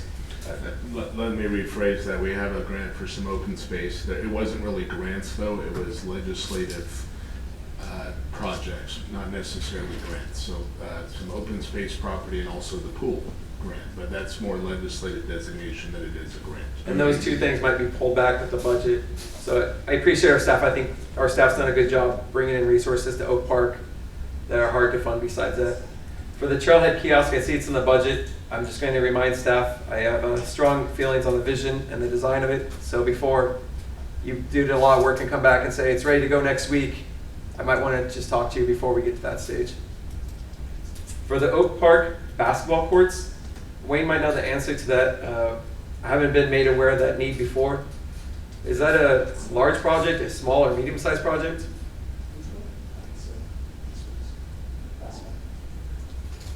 I won't hold you to a number, but is that a $100,000 or an $800,000 thing? Well, I have no idea at this point in time. I don't even know what the electrical configuration is out there, so I can't give you an answer. Okay. And then there was a request that was emailed to us by R.L. Miller for, there's a flooded area, Dan, that I made you aware of. There was that cement overpass, or cement trail that sometimes gets flooded, and she sent in some pictures, and it was unclear what part of it was county land. Well, that is a request from the community. She wasn't here tonight, but she sent in some pictures of a trail where she walks, and sometimes there's overflow when it's heavily flooded. Yes, sir. I don't know. I don't have a lot of feedback from the Oak Park community if that's a priority versus wish list, but she had mentioned that. And then for Oak Park, I did hear the request to cut trees at a more expensive time of the year, and that might be a worthwhile cause. But as we put together a budget, I wouldn't want that to be done at the expense of Simi Valley. So if Oak Park would like to reduce the budget in some other category to increase the budget there, that makes total sense. But I wouldn't want to find out that we're doing the most environmentally sensitive, expensive thing in Oak Park at the expense of not doing that in Simi Valley. So if we make that a priority and it's adding an expense, I would just like to see where else is it, how is it balancing out? For playground deferred maintenance, Wayne, I know we've been working down that list, and I know it's us creating that vision there, but would you say that we're doing pretty good at deferred maintenance, or is that, I've had feedback from the community in the last year complaining about that, and I've seen progress, Rancho Tapple Park, for example. Do you feel like we need to add more to that to meet that need, or are we doing pretty good at that? No, the current carryover 900,000 is more than sufficient for next year's budget. It's a depleting budget, so I just spend off and we just keep rolling it over every year. It's more than adequate. For the handball, Rebecca spoke tonight. I would like to explore the cost of that, but we also need a location. So staff, do we have any feedback if I said that's a priority, like a rough estimate of what that might look like? What I think we need to do is hear from everybody, then I need to get some consensus majority. And then with some of these new ideas like handball and lights at that, we need to, Wayne and I need to talk those through if the board's interested in that, and then bring you back more information on those projects we're not, that have just come up tonight. So that is one I would suggest. And yeah, we're gonna have to work through those items as you guys deliberate and figure out what we want to spend time on if you're interested in, and we'll have to bring that information back to you. Then for the pickleball lines, I was frustrated to hear that a contractor that does other projects for us would make us spend a lot of money when he could do it at less expensive cost. But I was happy to hear that he had spoken to Stephen Hoffman and he was interested in doing that work. I'm just thinking, you're going to make us spend a lot of money to get somebody else to do it. But then on the next item, on a future agenda item, it's going to be approving another project. So that was that story's been frustrating about not just the speed of the lines, but the back and forth. But I'm happy to hear there's progress. There's only a couple more things to there. For the park rangers and the e-bike request, I appreciate Teresa, you worked through some ways to do that. The reason I mentioned that is the Simi Valley Police Department uses e-bikes. So that's a pretty standard thing in law enforcement. And we constantly get complaints about electric motorcycles. I rode my bike here tonight. My bike's in the back, and I got another electric motorcycle went on the Arroyo as I was riding here today. They're very common. They're not hard to find, and you can't do it with a car. You can't drive the Arroyo and catch them with a car. And they're not. I understand in the hills they're difficult to catch somebody on a motorcycle, but on the Arroyo you just wait at the gate where you have to stop your bike to go through. They're not hiding. They're riding the Arroyo every single day in Simi Valley. Electric motorcycles that could go up to 40 miles an hour. And sometimes they're not wearing helmets and they're under 18 and they don't have a driver's license. They also go in traffic. And I've been passed on Erringer by, I think, a young person on a motorcycle. But it's electric, so that just confuses people. Like, well, it's electric, so that's fine. So our e-bikes are an added feature to move us towards community policing, but at the same time to respond to community criticism and feedback constantly, like do something about these motorcycles. And then the last thing is more of a philosophical thing as we form the budget. I would like us to shift closer, not exactly, and some of these things are impossible to account for, but just shift closer to a true cost accounting between Simi Valley and Oak Park. Specifically, there's some small things and some larger things. I could be wrong about some of these details, but I believe currently Simi Valley is buying the toilet paper for Oak Park. That doesn't come out of Oak Park's budget. Then there's some other things like Oak Park's school district has not moved on, and I know we're getting closer, but they don't have a joint use agreement, so they're making our staff send bills that might be $50, and then they send us back a bill for $50, so it equals out, except you pay government employees on two sides to fill out the bills.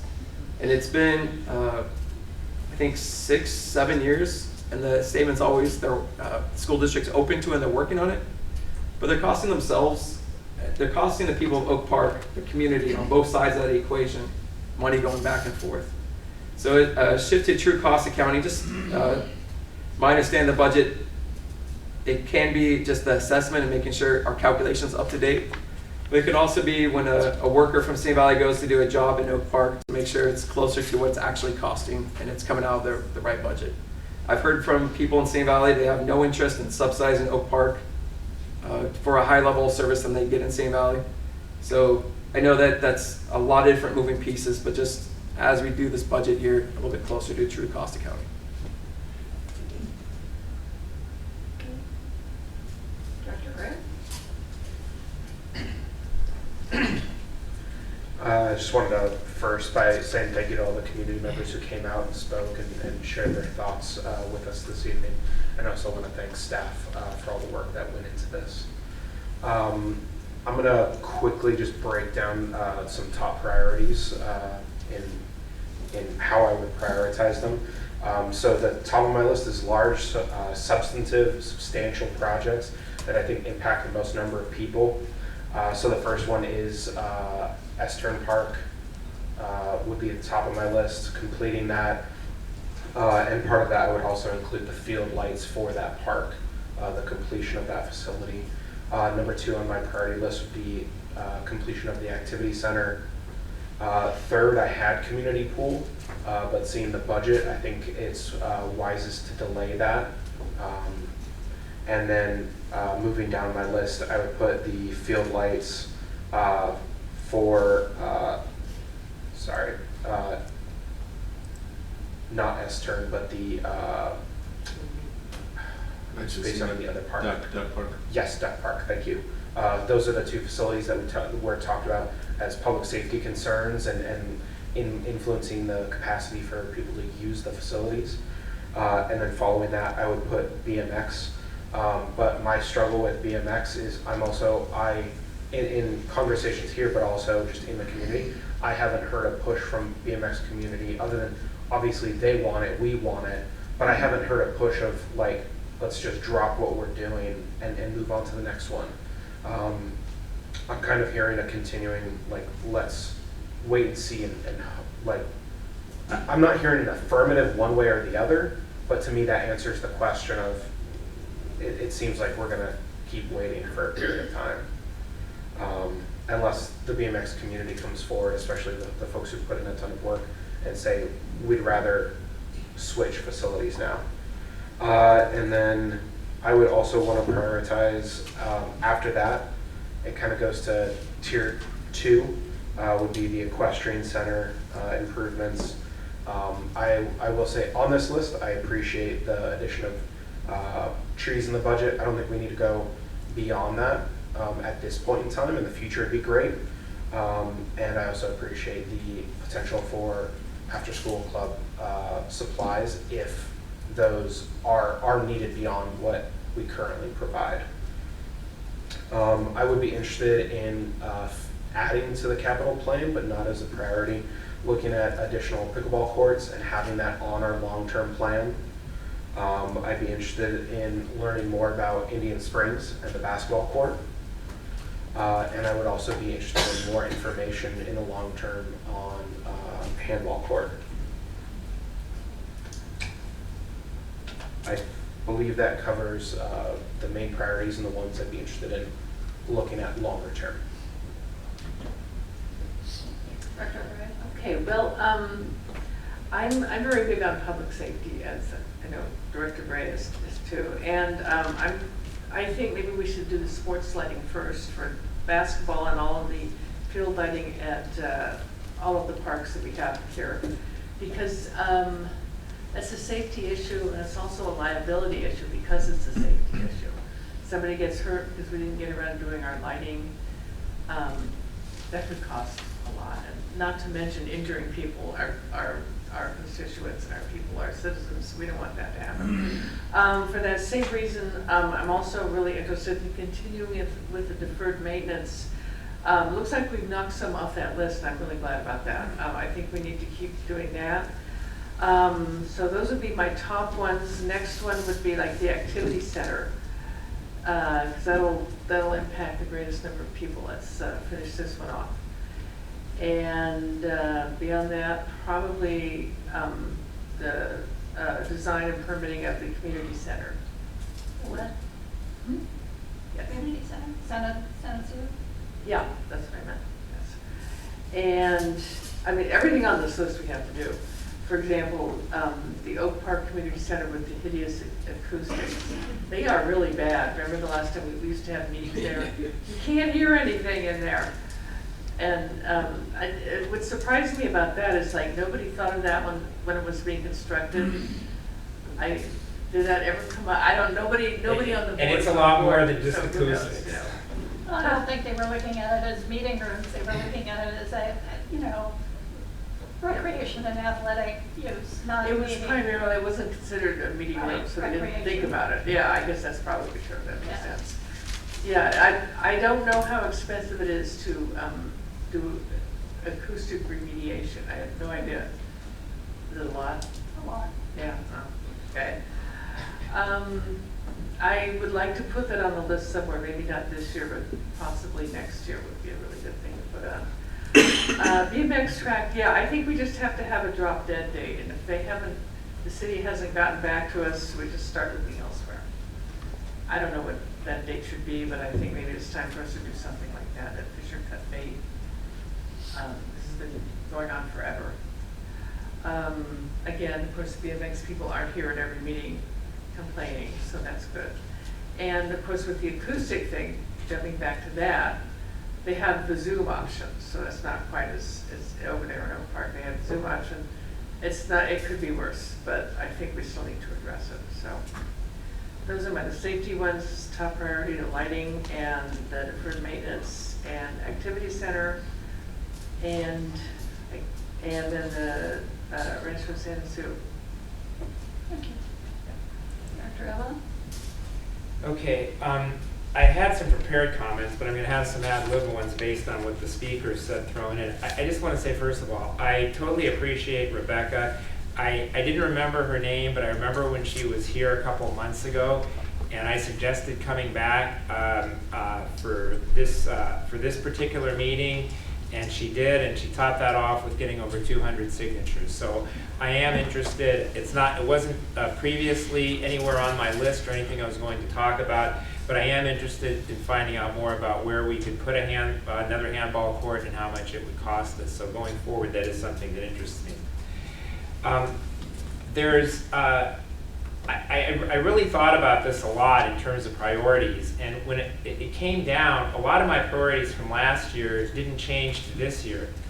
But I wanted to think of it in a way that made sense, and there were 3 guiding principles that I was looking at when I decided I was going to talk about the priorities. And one, of course, is the obvious one. It's what are our residents telling us? And that's why this meeting, this Project Priorities meeting, is so important, because we get to hear from a lot of you at the same time. But I also consider other things. I consider what, if I see someone in a grocery store and they start talking to me, I consider what they've told me. If I'm doing laps at Rancho Santa Susana Park with Brian Dennert and someone comes up and talks to us about pickleball, I consider that. They're the people who elected us, they're our bosses, and for me, that is the absolute overriding consideration. Not what I think in some abstract form, not me substituting judgment for our residents. It's what our residents think, and it's what our residents have told us. And as an example, another example, Dan Mason. Whenever I attend one of the Soccer Foundation meetings, I don't know how many years this has gone on, but he asks me the question. So when are we going to have the next phase of Rancho Santa Susana Community Park completed? And I said I'll get back to you after I ask staff. And I ask staff, and the next time I come back, the answer is always 2 years. And so we kind of have a running joke that it's always going to be 2 years. And I can tell you that the soccer community and a lot of people in the community want to see that finished. That's resident feedback. That's not substituting judgment. So that's the main thing I consider here. The second thing I think about is I know that our community loves our parks, and I think about what really makes our parks as great as they are, and it's our employees. So because of that, I don't want to be spending our money recklessly. I want to be making sure that we're taking care of our employees as well, because they're great people and they do a great job, and they're the reason that our parks are maintained. They're the reason that we have outstanding recreation programs. they're the reason we can even be here talking about capital projects. And so that's my second consideration when thinking about how we're going to spend our money. And then the third consideration is sort of a general one, but it's a really important one. And for this, I think back 8 months ago, I remember that when Josh was chair, he brought up, and I believe this is National Mental Health Awareness Month. That was, September was National Suicide Awareness Month. And that inspired me to do something that I had been tempted to do for a while at one of our meetings. At the next meeting, I brought up the fact that we need to start having more of an emphasis on mental health. And what's become clear as we started thinking about that and as we started moving forward about that is the correlation between recreation and physical health and mental health. So when I'm making decisions on how we're going to spend our money, I'm looking at things that are going to incorporate physical health and mental health. It's something that our society, this community, we've been behind on for years. And in recent years since the pandemic, there's been extra emphasis put on it. And now everyone's moving in the right direction on it. And we cannot lose that momentum. And so that is my third thing that I look at when I think about projects. And so for me, one of the things that's really changed and evolved over the last few years is I'm a lot less concerned about spending millions of dollars on kitchens and adding to a monstrous structure than I am about finding places where we can get people out participating in activities and doing things. And so that also is something that I consider strongly. And so with that, I'm going to list my top 5 priorities. There's kind of in the order that I would do them, but more than anything, I've tried to put them in logical order to discuss them. And this will kind of feed into what Director Dennert was talking about in terms of individual priorities. The Activity Center Phase 3 still remains my #1 priority, but in a much more modified form than it has been for the last several years. When we look at the situation as a whole, it has become obvious, and our district manager talked about where the extra costs will be coming from in the current design. We have a huge building. We went from an outdated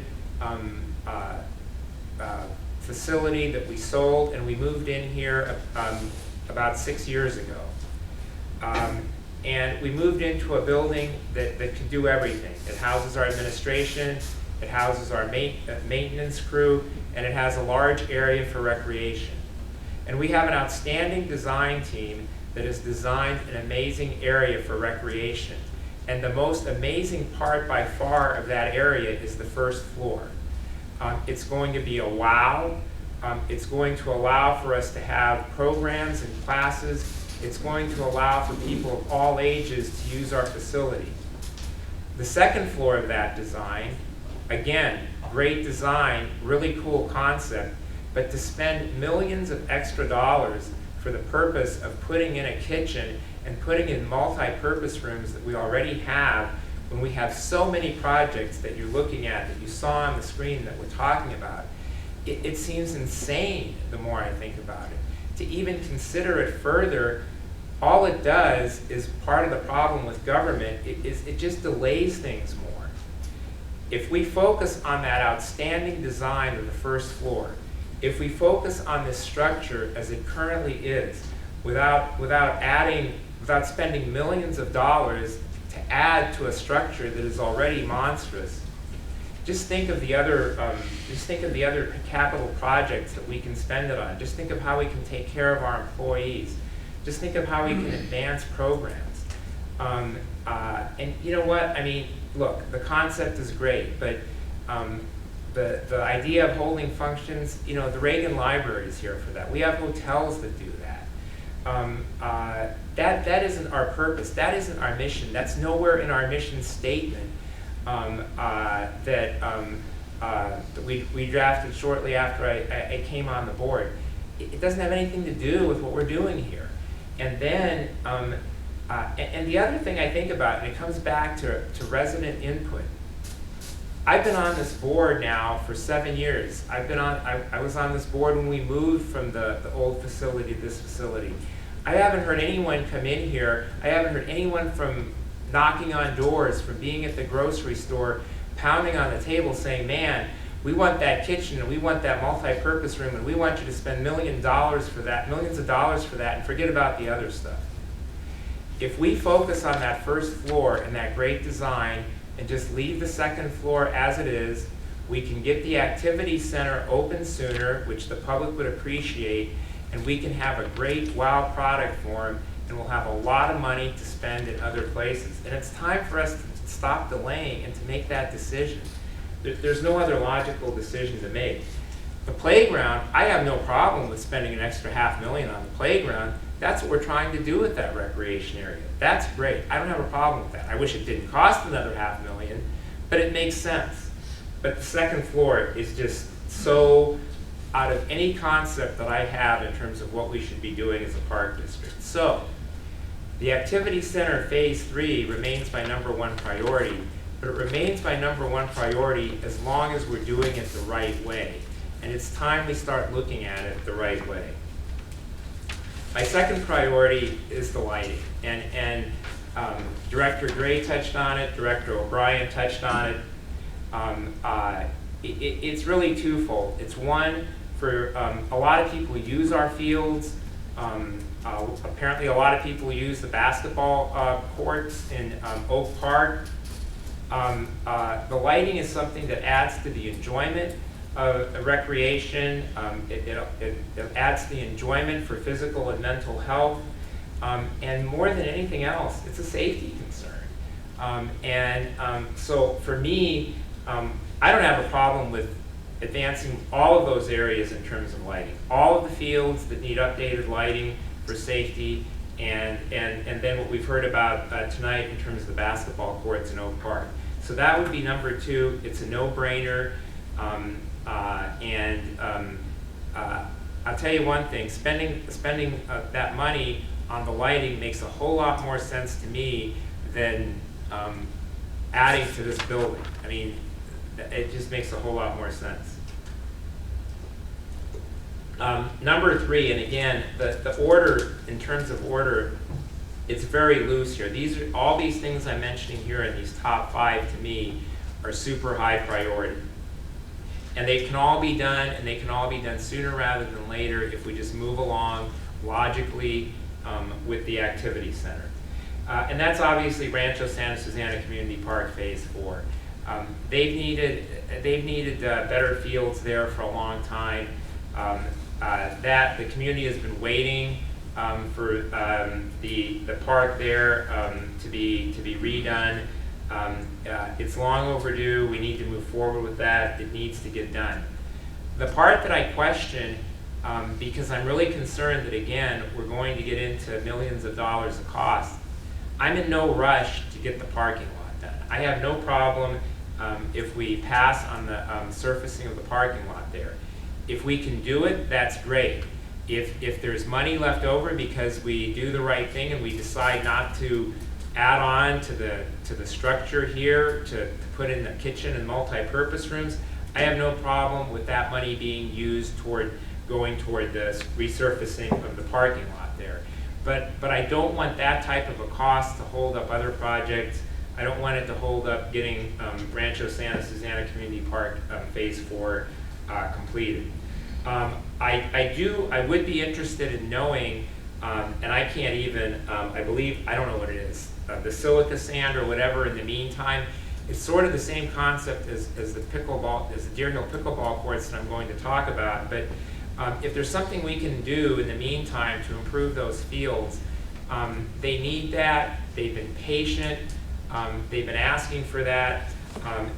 If that's something that we can do and it's at a reasonable cost, let's do that, because we need to get the upgrades done there, but we also need to allow the fields to be playable and to be safe there. Again, it's an enjoyment issue and it's a safety issue, and if that's something that's realistic, I would like some feedback on that.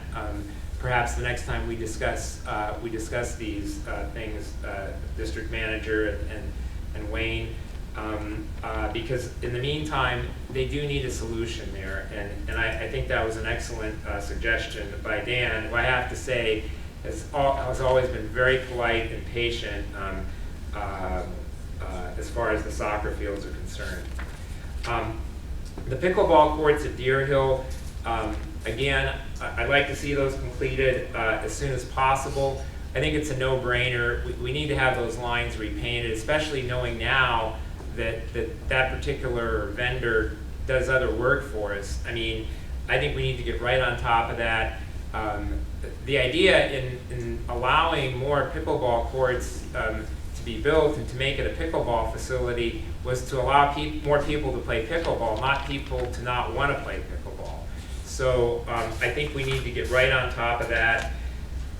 The other thing that isn't anywhere in the budget, and this again goes to, we can't just be recklessly spending millions of dollars for things the community isn't even asking us for, like adding to this building.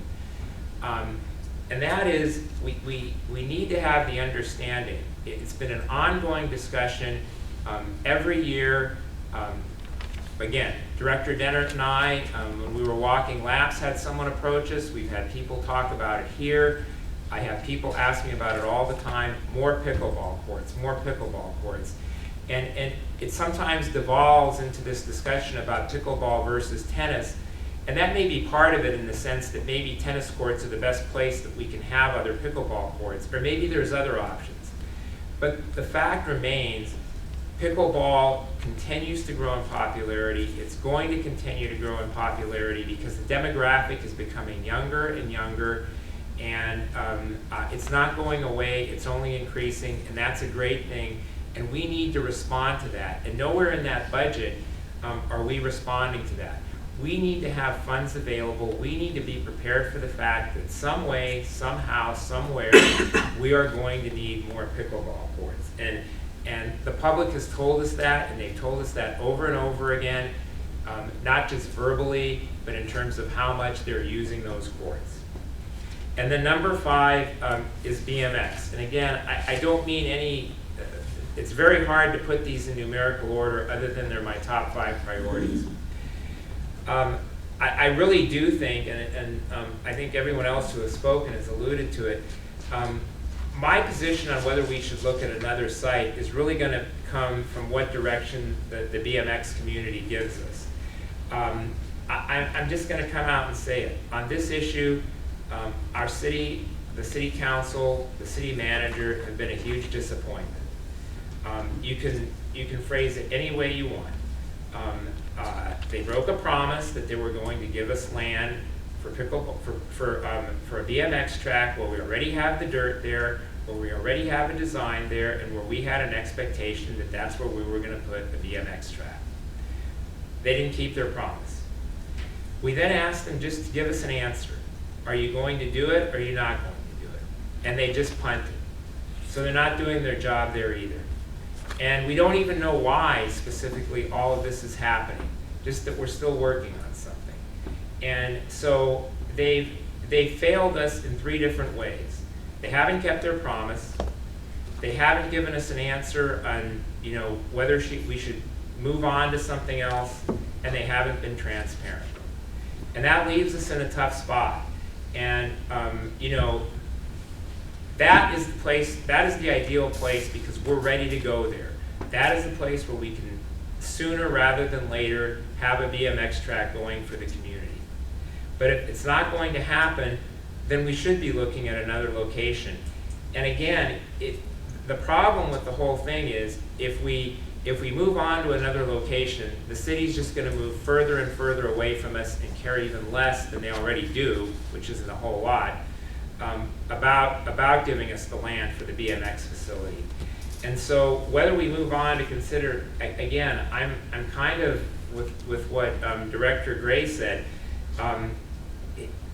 we sort of need guidance from the BMX community on that. We kind of need to know where they want us to go with that, because I don't want us to miss out on an opportunity, although it does seem like that opportunity is just slipping further and further away. And so I'm open to it, but I just kind of need more feedback on that. On that item, do you think we should put that on the agenda soon? Just to get feedback on that? I think, people in the BMX community know how to get a hold of me. We can do that. I would just, I would rather just get the phone calls from them and see what they want us to do. And again, once we go down that path, I think then we're down a path that will definitely take a longer period of time, but maybe we'll actually reach a definitive end at some point, and that's the trade-off. And that's why again, we can handle that any way we want. I personally would prefer to just have more confidence in terms of where the BMX community wants us to head. I ask because I get what you're saying about it might cause a delay by starting over. But if the city would have told us approximately 2 years ago, well, we're not sure when we're going to have an answer, and it could be up to 2 years. Right. I would have moved on 2 years ago. Of course, no. As I say, there's no way to sugarcoat it. There's no reason to be nice about it. They have failed us miserably on that issue, and that puts us in a tough spot. The last thing I want to discuss, it isn't a priority, but I do think it's important because I've mentioned it before, and we just kind of go about business as we do, and it really is something that I am going to mention at this meeting. And that's Strathern Park and the Historical Society. I have been a student of history, and I care about history, and I think the history of Simi Valley is great. And I remember over 20 years ago when I first got involved with the community, having conversations with Pat Havens, and it's all great stuff. And I have to say, I mean, Jeannie, you're remarkable. The things that you've done out there at Strathern have been great. The work you did in terms of making sure we changed our rates and had them more realistic to bring in more revenue was just outstanding work. But even with that, we're barely making money there. What you've done with events has been great too, but what we also need to understand is if we had to, we could hold those events at other locations. Maybe not all of them, but most of them. The fact of the matter is that since I've been on this board, and the Colony House that we moved there, the second Colony House was part of it, we've probably spent upwards of $1 million on that facility. In terms of staffing, we spend close to $500,000 a year. Every year in the budget, there's close to $100,000 in terms of repairs or improvements that we have to make. I don't want to see it go away. I think it's important. But right now, if we were a business running Strathern, the board of directors, every one of us would be immediately fired. The CEO would be immediately fired. The way it's happening right now, with the way we're spending our money and with the way it's operating, it's not poorly run in terms of the staff. The staff is doing a great job, but as an entity, it is being mishandled. The Strathern Park doesn't just have to do with the Park District. It has to do with the history of the entire community. We need to aggressively look for a different way that we're going to model the way we have it. Because if we don't, it's eventually going to erode, and whether it's 5 years from now or 25 years from now, it's going to go away, and everybody's going to wonder what happened. We need to look for more community partners, whether it's through the chamber, whether it's through the school district, whether it's through the city council. However it is, we need to look for more community partners, and we need to look for a more financially sound way to run that location. It's not that I want it to go away, I want it to remain, but it needs to remain as a feasible entity. And that's where we're losing our grip. The spending is not, the presentations that we had last month were just outstanding. But if you look closely at the numbers in terms of attendance at that park, and you prorate them over the entire year, it doesn't even come close to matching the amount of money that we're spending at that location. So we need to start taking a look at how we're going to go forward with that location. And it's just something we're gonna have to start taking seriously, because otherwise it will erode and it will go away. Because it just cannot be sustained in its current form. So those are my comments. And on that last comment, I want to make sure I'm just understanding you. I always say bringing in more revenue and cutting costs. I mean, both those can help balance an equation. Are you asking the Historical Society to do something different, or the Park District? Well, I mean, I think everyone involved needs to do something different. We've taken on the responsibility, so I mean, I do think that we need to take some sort of a lead in looking at it and in looking for other community partners or looking at some other different model. So that's what I'm trying to say. I'm not trying to punt it or get rid of it on our own. I think we need a logical way to move forward that makes more sense than what's been happening here since in the time that I've been on the board. So no, I'm not. I think the partners that are working on it right now need to find a better way to handle this, and it's probably getting others in the community involved if it's going to sustain itself long term.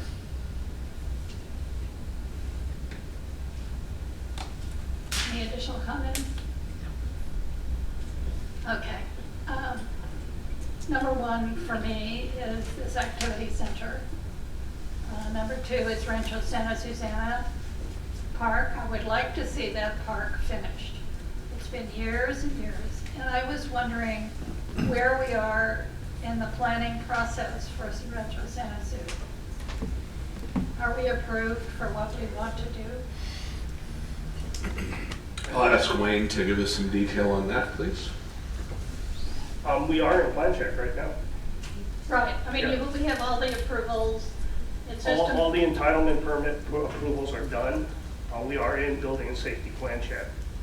So we have all the approvals, so it's a matter of finance and bidding and getting the work done. Well, we got to get our plan check done completely first, but yes, after that we will do our bidding, So and then we want to but construction. plan check should not be difficult because there's no, I mean, I wouldn't think plan check will be difficult. I mean, is there a reason we haven't gotten into plan check on Rancho Santa Su? No, we are in plan check. Okay, we are in plan Yeah. check, and when do you think we'll get that out? We're on, Tom told me a few weeks, or last week, that we're on our second round of plan check review. We just finalized a water retention issue out there, because we have to put underground storage in, because they don't allow runoff Is that part anymore. of SWEP? Yeah. Okay. But everything, we didn't have to change anything, so we should be able to, I can't give you a definitive timeline. Hopefully I'll be out of plan check in about 30 to 45 days. Okay. So I think those people have been very, I mean, we've talked about it, as was noted, and it would be nice to move forward and get that facility finished the way everybody sees it. With regard to this center, I think we ought to have, like I mentioned, a review of the plans, because structurally there are things that you could keep and things that you couldn't, that could be removed possibly. But until we really, and I think Kate probably understands this, but being an engineer, I mean, Yeah.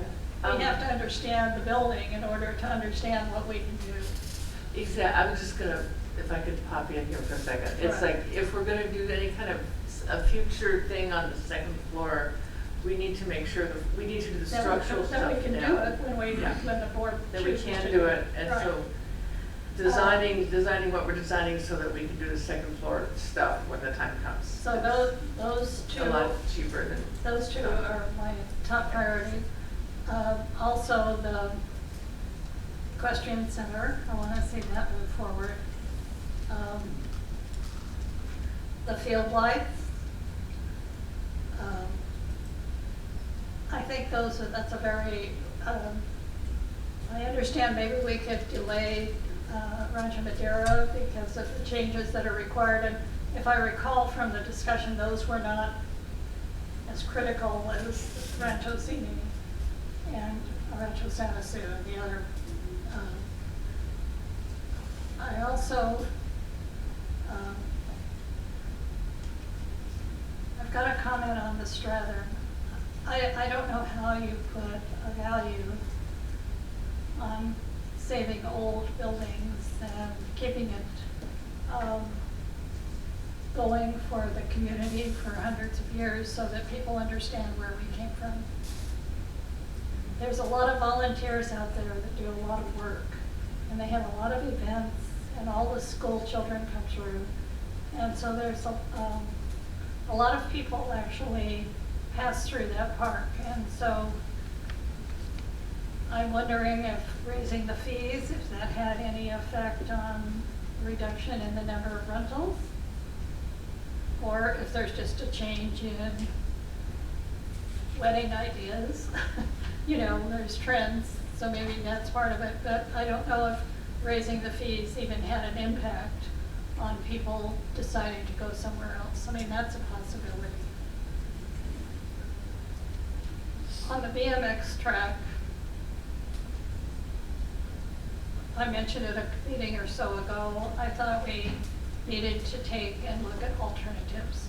My concern has always been for that location, the 10-page letter we got from Cal EPA, the fact that there's a wildlife corridor going there, and just because we may get approval from the city to proceed, it, in my opinion, is going to take a couple of years to get through the environmental, and we have no idea what those costs are going to be. You're on the Arroyo. I think we have to be realistic in what it will take to get the BMX track there, and as a board, we ought to take another look at an alternative. We've had two alternatives that didn't work out, unfortunately, or we would have been not having this discussion. Let me see if there's I know that the, speaking of Strathern, they do need the storage. It's just a storage container. I don't know if there's $5,000 or $6,000 there somewhere in the budget. I think that was the estimate in order to store all the artifacts. I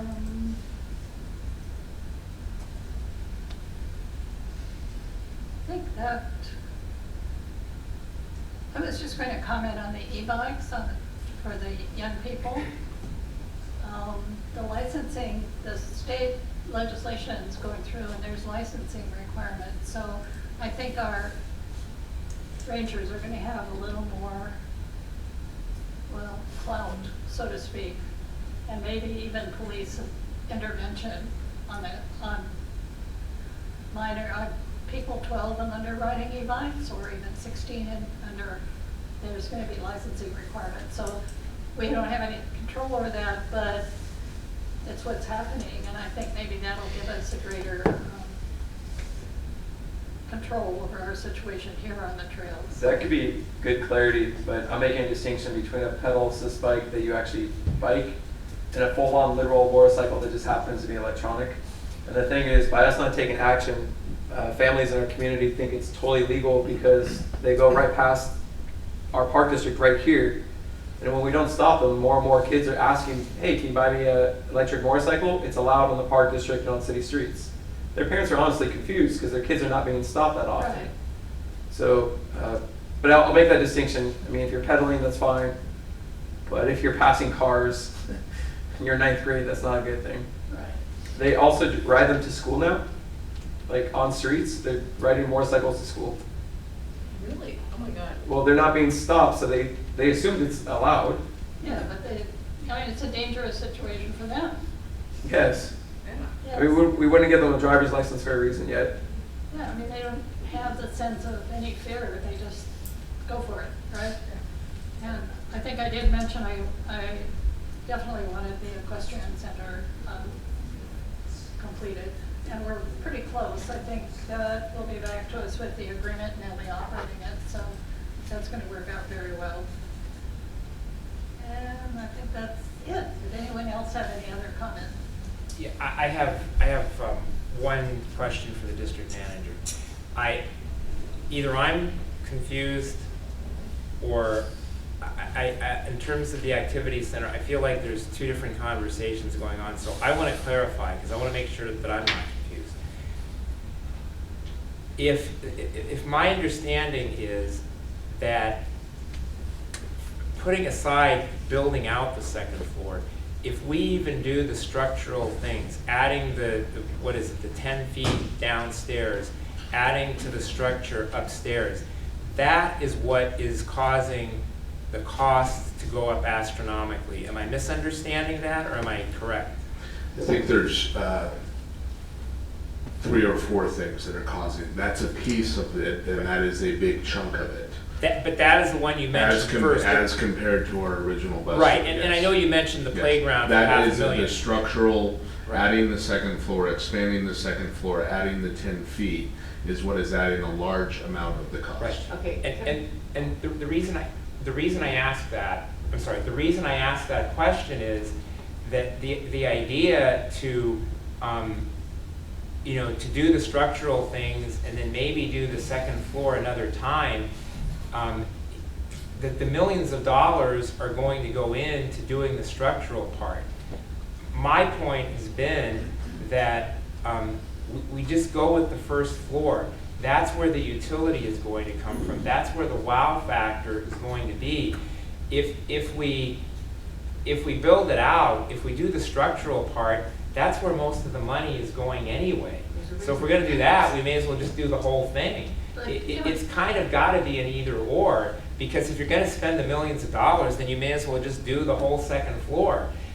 My point that I'm trying to make is, why do we even need that? Why are we spending those millions of dollars to have multi-purpose rooms and a kitchen when we have all these other projects that we could be? Generally speaking, if a structural engineer tells you to strengthen up your building, strengthen up your building. It's like we're God. I mean, I don't want to say we're God, but No, but there's a lot of really. But good again, reasons. I think there's a misunderstanding. The strengthening up the building would be if we were expanding the second floor. Am I misunderstanding that way? Correct. Right. If we're not going to expand the second floor, we don't have anything to strengthen. Correct.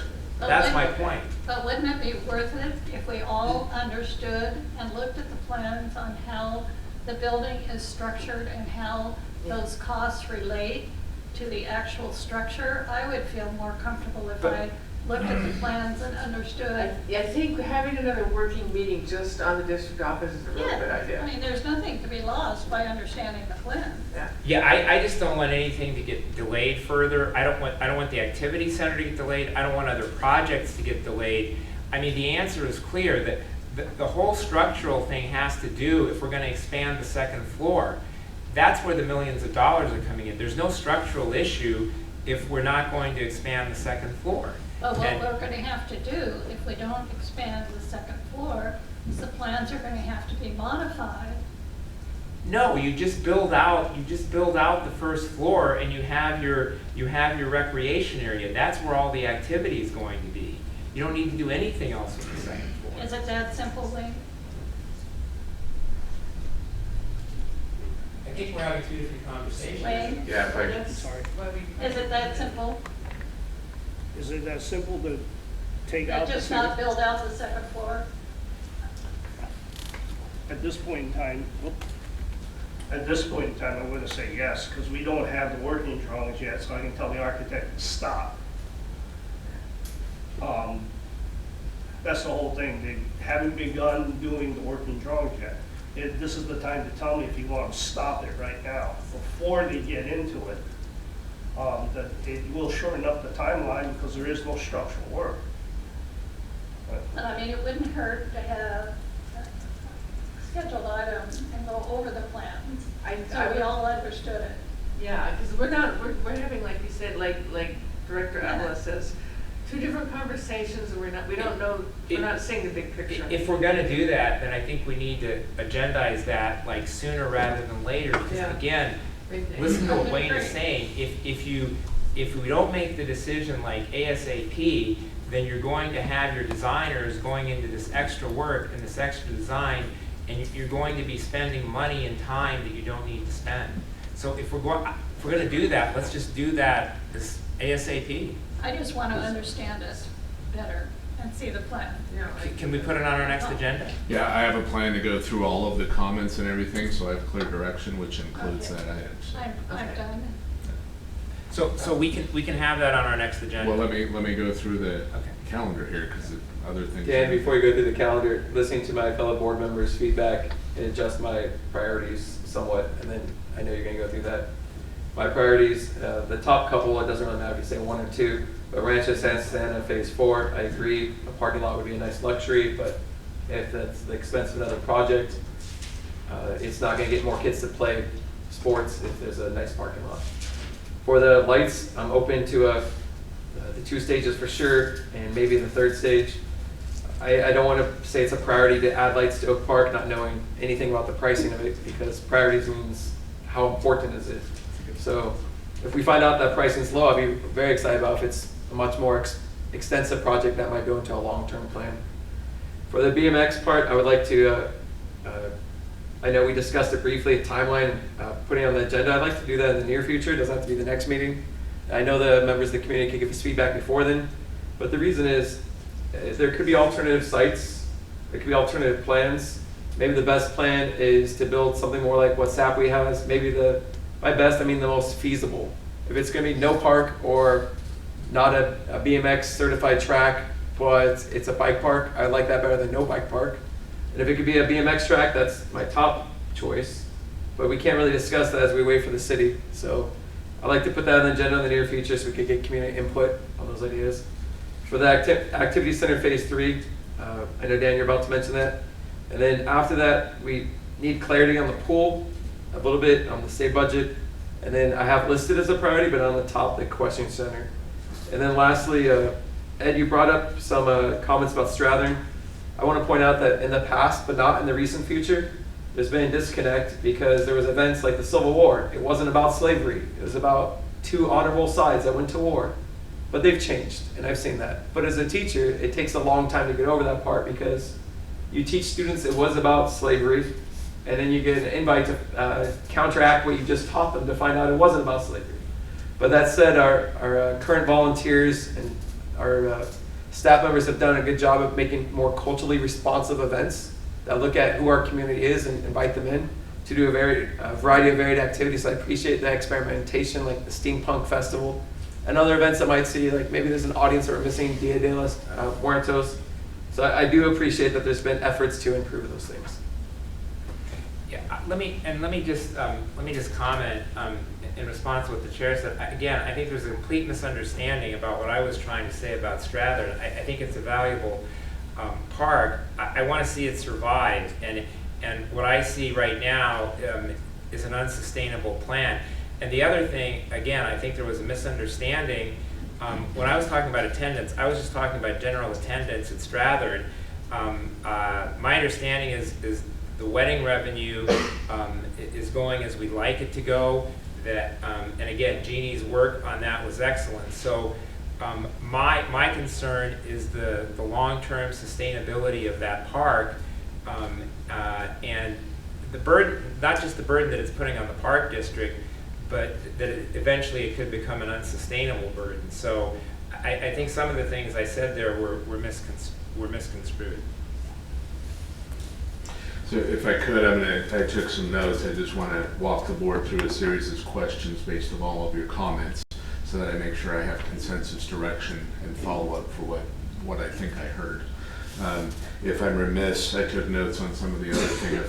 If I'm remiss in missing some things, feel free to bring it up after we go through that. So starting with this budgeted capital projects list, is the board okay with all of the red items that have been added or proposed in your draft preliminary budget? Doesn't mean you're necessarily making a final decision on these. I just want to make sure you're okay with the red items that are new. Yes. Yes. We got a majority of the board that's okay with that?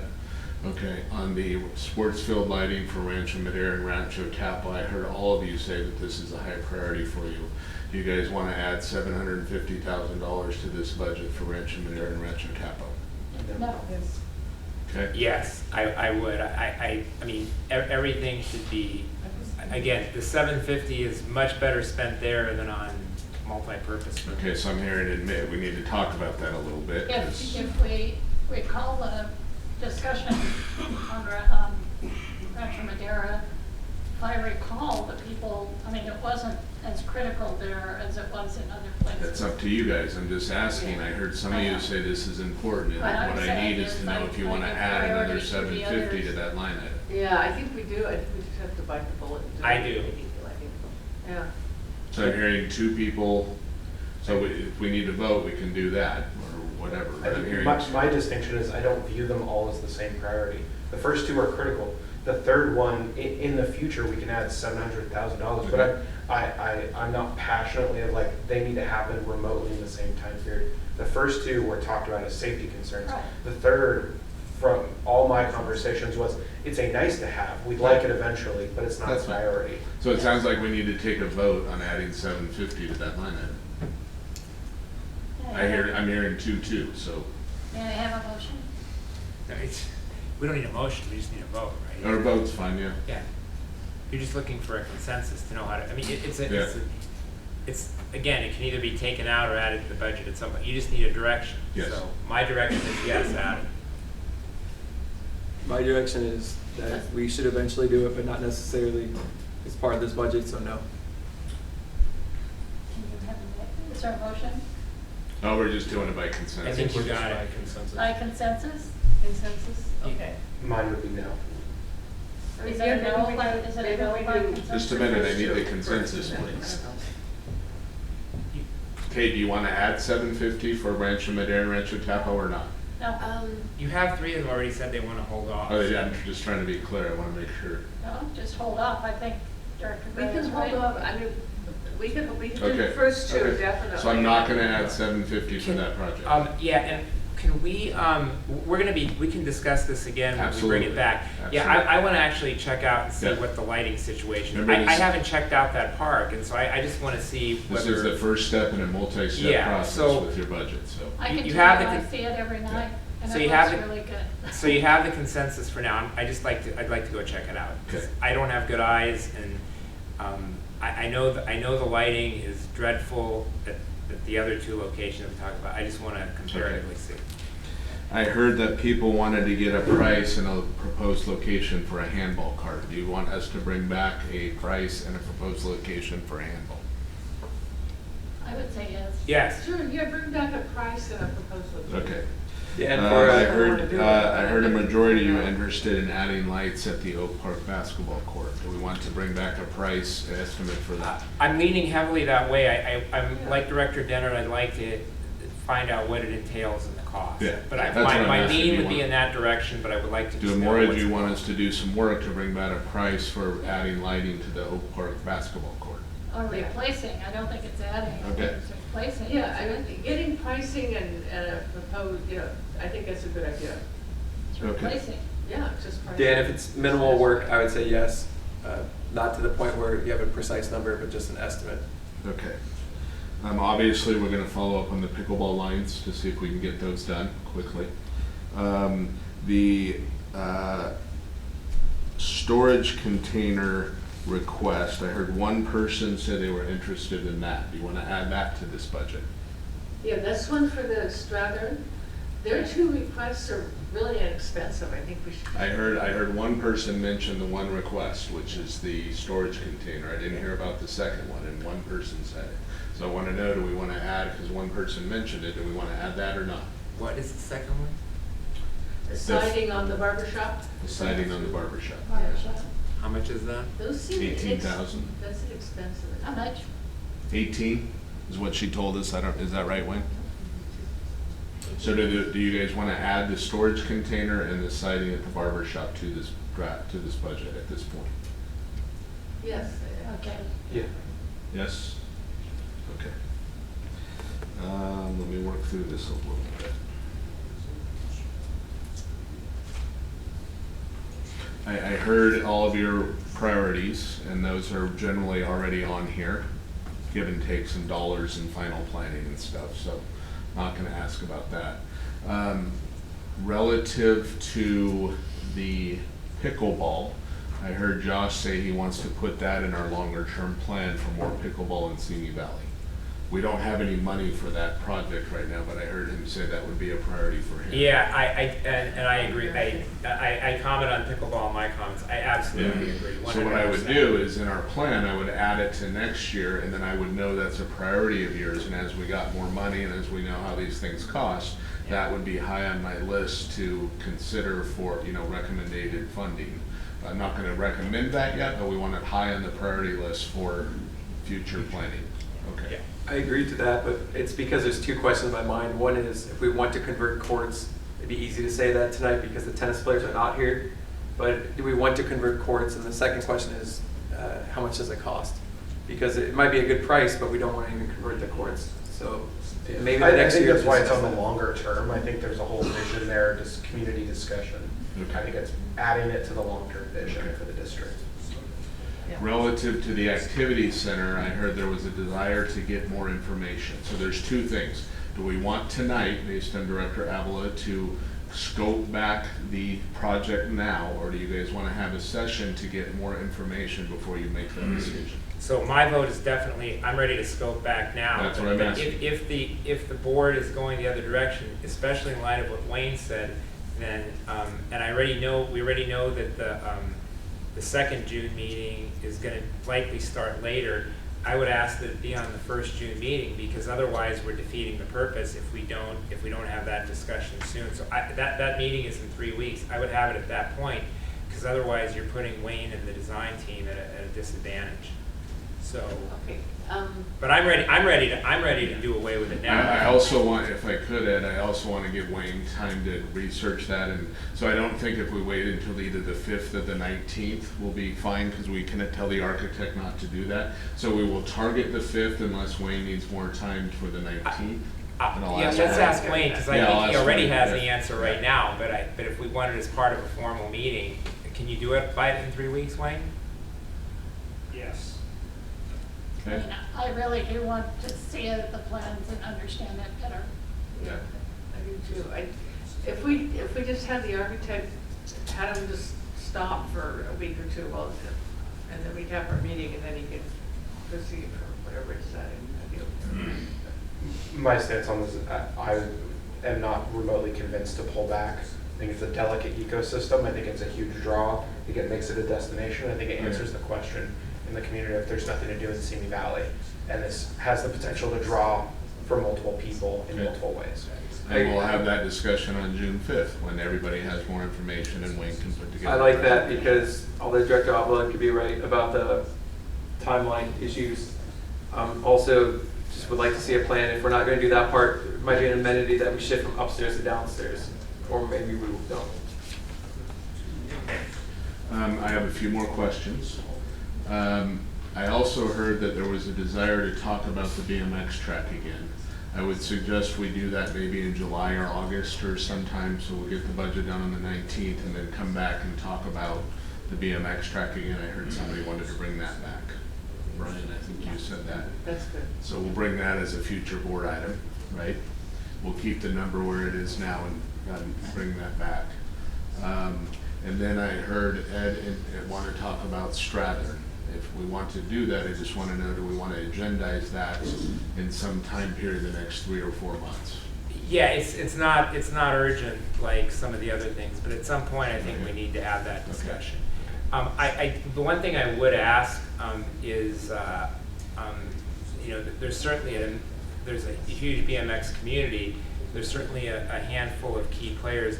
Before we actually pick a date to put that on the agenda, maybe contact them or just to make sure that everyone's available. And I know there's summer vacations. I know there's events that they go to. I think Chris referred to one tonight. So just to make sure that we do it at a time when they're all available. Okay. And then we will work with Dan. I'll work with Wayne on what Dan was regarding the condition of the fields, separate and apart, and I'll talk to Wayne about if we can improve the conditions on those fields. If it's going to take some money to do that, we will bring that back as a part of your budget. See, but that to me is just throwing money as a fix when we should be doing the whole thing. It depends on what it's gonna take. That's why I gotta talk to Wayne and the guys, and we'll see what the cost is and what we can do to get the field in a better condition before we do the larger project. So I need to talk to Wayne about what our options and alternatives are for that. So is that okay if it, so I heard you guys wanted to follow up on that item. Yeah. Give me a second here and let me just poke through here and make sure I got the direction I need.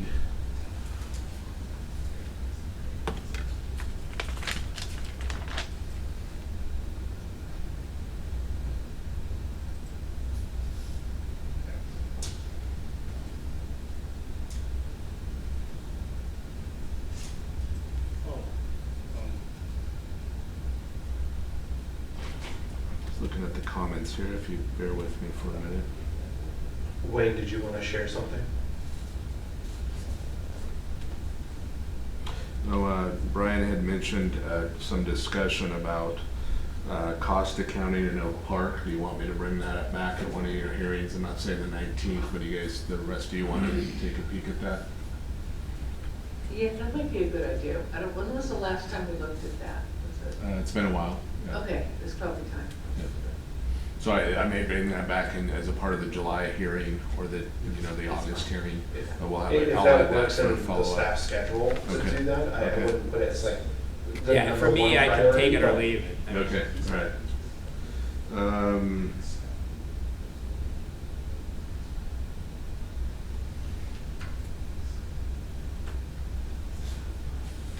So based on the comments I got and based on the input and the questions I asked, I believe you guys are okay with that. I believe I have all the direction I need to bring you back a revised budget or some additional information for your next budget hearing on June 19th, including the discussion of those dates that we discussed. I want to dive into a couple projects a little deeper. So I think I have the direction I need on the capital portion of the budget. And then the next meeting, we will have the Wayne's. Correct. Right. Yep. Everybody good with that? Did I miss anything? Good? Did staff, anything?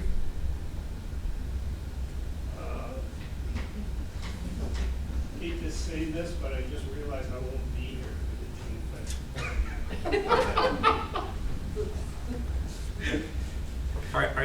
Are you here the second meeting in June? Yes, I am. All right, so can we put it on the second meeting in June? Yes, we can. I mean, obviously yeah, let's go for the second meeting in June. All right. And that won't affect anything in terms of, okay, let's do that.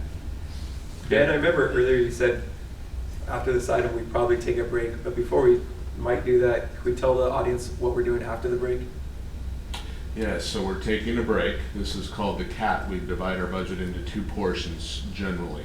It's all the same budget, but we talk about capital, which is one-time projects. The next portion of the budget discussion will be talking about our operating budget, which is day-to-day maintenance, fields, supplies, after-school club, all of those things. So we're gonna now switch, take a break, and then switch to talking about our operating budget. I And would we'll go like to through the thank same. everybody. The operating budget discussion will go much, much quicker than this, Okay. so. I would like to thank everybody that came out and listened to this conversation. Especially in those uncomfortable chairs. I hope you found it interesting. We obviously all do care very much about the projects, on all projects, and how the district is run facilities. So thank you very, very much for being here. And we'll take a break.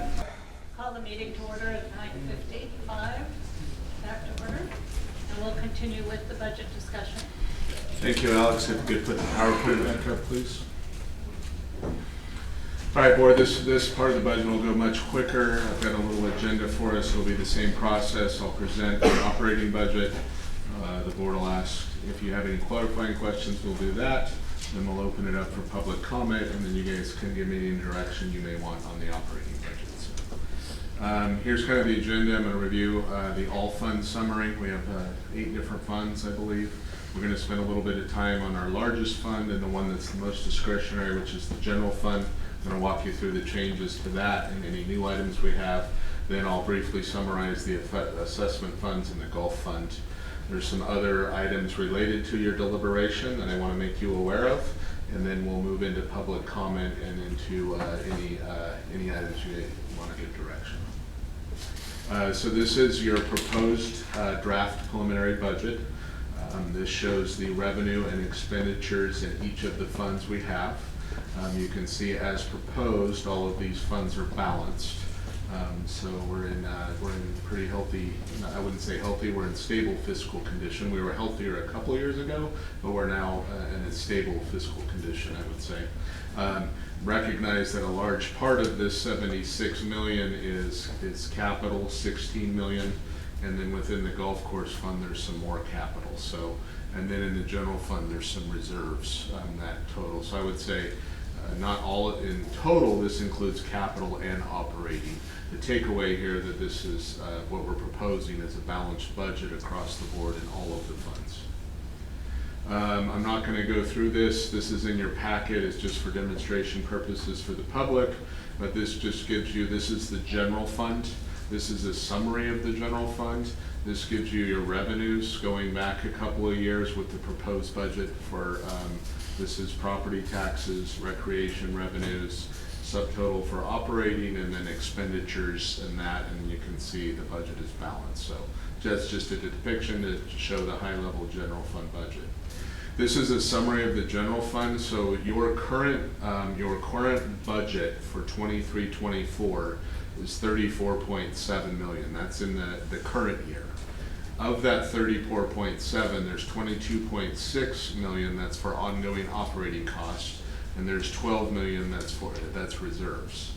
For this year, this is revenue, so we're recommending that we can increase the revenue budget in the general fund from 22.6 million to 24.1 million, and the increases that we're recommending in the different revenue sources are here. Those are the dollar amounts that we see for either growth, for fees, or for increased participation.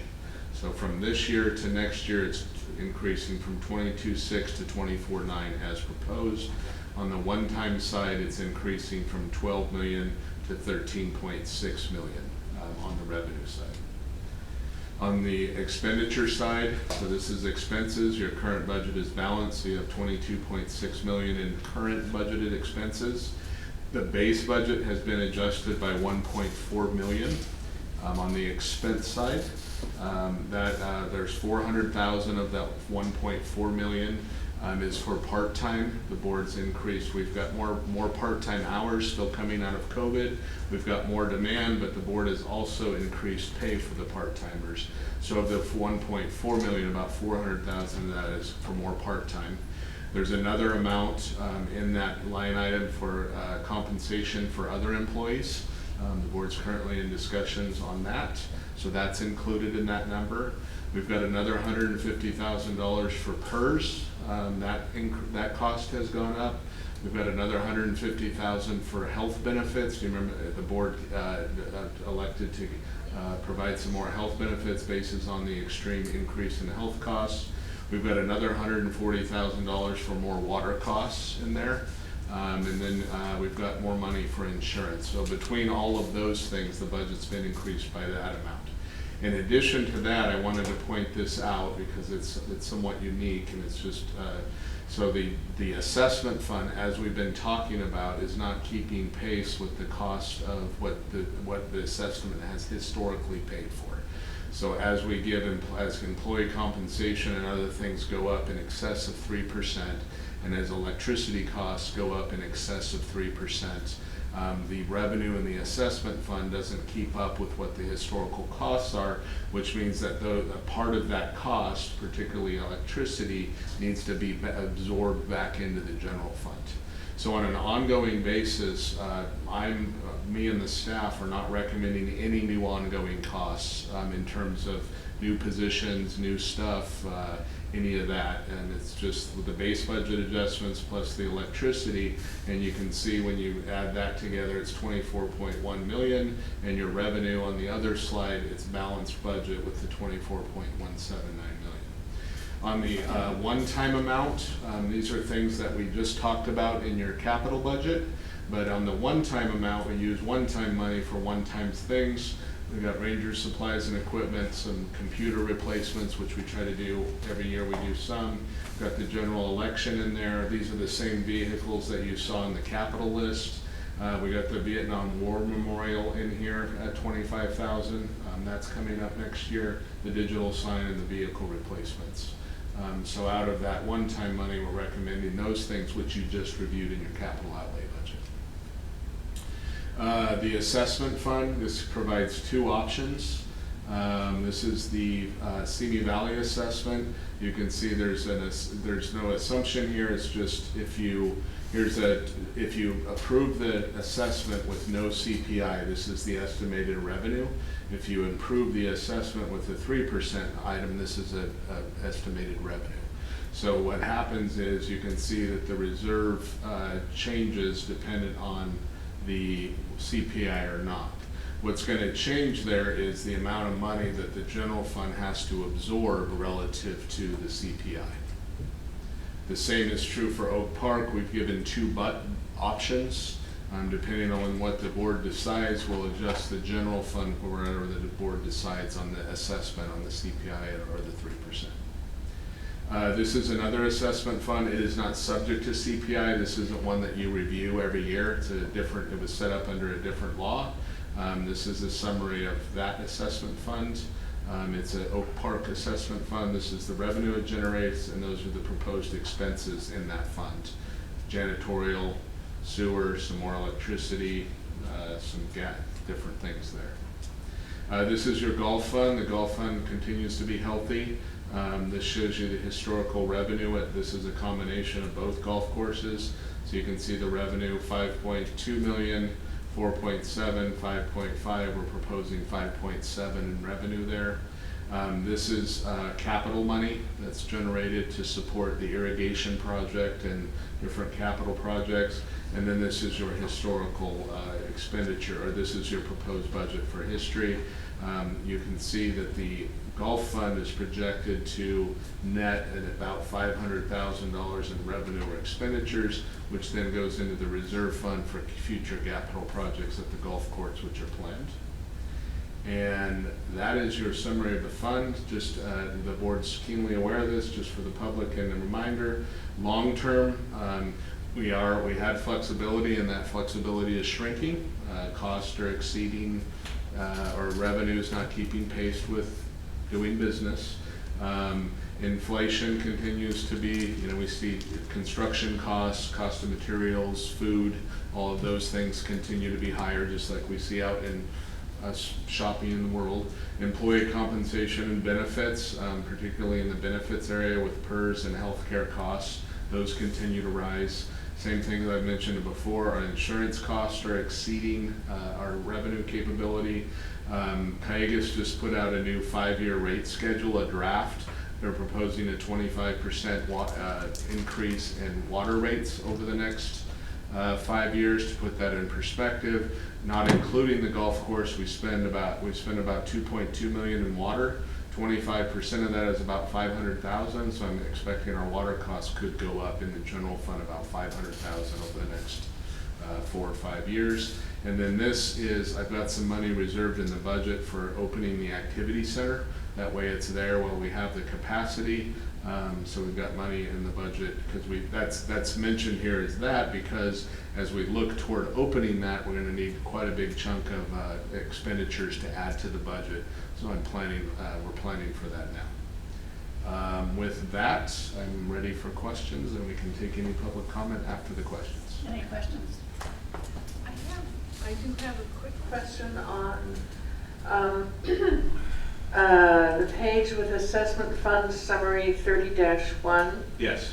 You say allowance for unpaid assessments. You have no CPI and 3% CPI. It's the same number as 60,000. It's a deficit of 60,000. Right, because what you do is you send out the assessments. So you base whatever you guys approve, that gets assessed to everybody. So whether you assess $42 or $43, we still have people that don't pay their taxes. So we have to back off this is kind of an unpaid rate of, so you assess at the full amount, but historically, we get about 60 grand a year of people that don't pay. So that's so if you send out an assessment with no CPI or with a CPI, it's about the same rate that people aren't gonna pay. All right, that's what I did. Yeah. All right, thank you. Do we have a line item for fuel, because the fuel costs are going up? We do, and we've included, we've looked at the historical actuals, and we've put money in there. That's one that's hard to target. Yeah. So we kind of do that. If it goes over, that's why I like a little flexibility. If it goes over, then we have some flexibility to cover that cost. Sometimes it goes under. It's really hard to predict what fuel prices are going to do, but we usually inch it up a little bit each year to try to catch the average, so to speak. Okay. Yeah. Are there other questions? Yes, Director Gray? When it comes to water costs, knowing they're going to increase, I know in years past we've talked about mitigating water use as a something we can actively do ourselves. Do you or does staff have a general sense? I think with the new rates I'm seeing, I think we should have a serious discussion about rolling back our green spaces. Okay. For nothing. There's a downside to that. The community doesn't particularly like losing grass and nice green space, but at the same time, if we're looking at to mitigate the cost increases, water's becoming more expensive, the board may want to have a serious, we've talked about it in concept. I don't think we've had a serious conversation about actually doing it. We did do it at the golf course during the last drought, I think in 2013. But we really haven't taken a serious step about reducing green space in the parks yet. I think with the projected cost increases in water, the board may want to think about having that conversation. We could, rather than call it reducing green space, we should call it increasing open space. Increasing open space. Sales mission. And also irrigated transition to space. native plants too. Transition to native plants that use less water. It's better for different environmental and wildlife factors anyways. So, and I think it's also protecting green space that is most critical anyways. Any other questions? That's what we heard from Triumph on water over in Oak Park. Are they raising their rates? I will check on that. I don't specifically know the answer, but we can check on that. I got the water rates for Cayugas. I'm not sure what their Triumpho's long-term plan is. And correct me if I'm wrong, Triumpho has the capacity for gray water. Correct, yeah. But even with gray water, it's cheaper, but the cost is still subject to increase. Yeah. Right, so yeah, it is a bit cheaper though. Okay. Now they have a big reclaimed water process. Yeah. But then they have utilities, probably their utilities go up for producing it too. Dan, Fund 70, how could that be adjusted? That's a good question. I don't know. It's under a different, so it's not subject to annual approval, and it's not subject to CPI. I'd have to dig into that, or I'd have to look at how that's structured and how that could be adjusted. Not tonight, but sometime in the future, I'd like to talk about that. Okay. And then Richard might know the answer to this. We pay for new computers. I understand that's part of our budget, and we pay for Wi-Fi. Richard, what's it? If you happen to know, if not, we'll figure out a different night. Our after-school clubs, are we still paying for our Wi-Fi and the school district? Are we partnering? What's the status of that?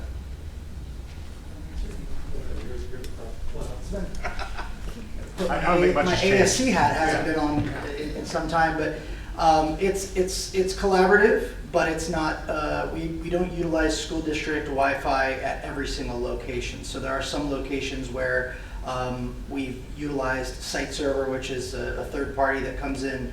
And so yes, it's collaborative. We do work with the school district on it, but it's not across the board.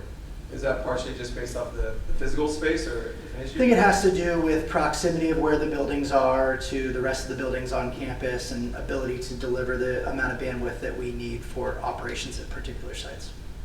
I'm open to the future if it means we have to pay up for the physical investment, but then long term we're not paying to work with the school district on that. Great.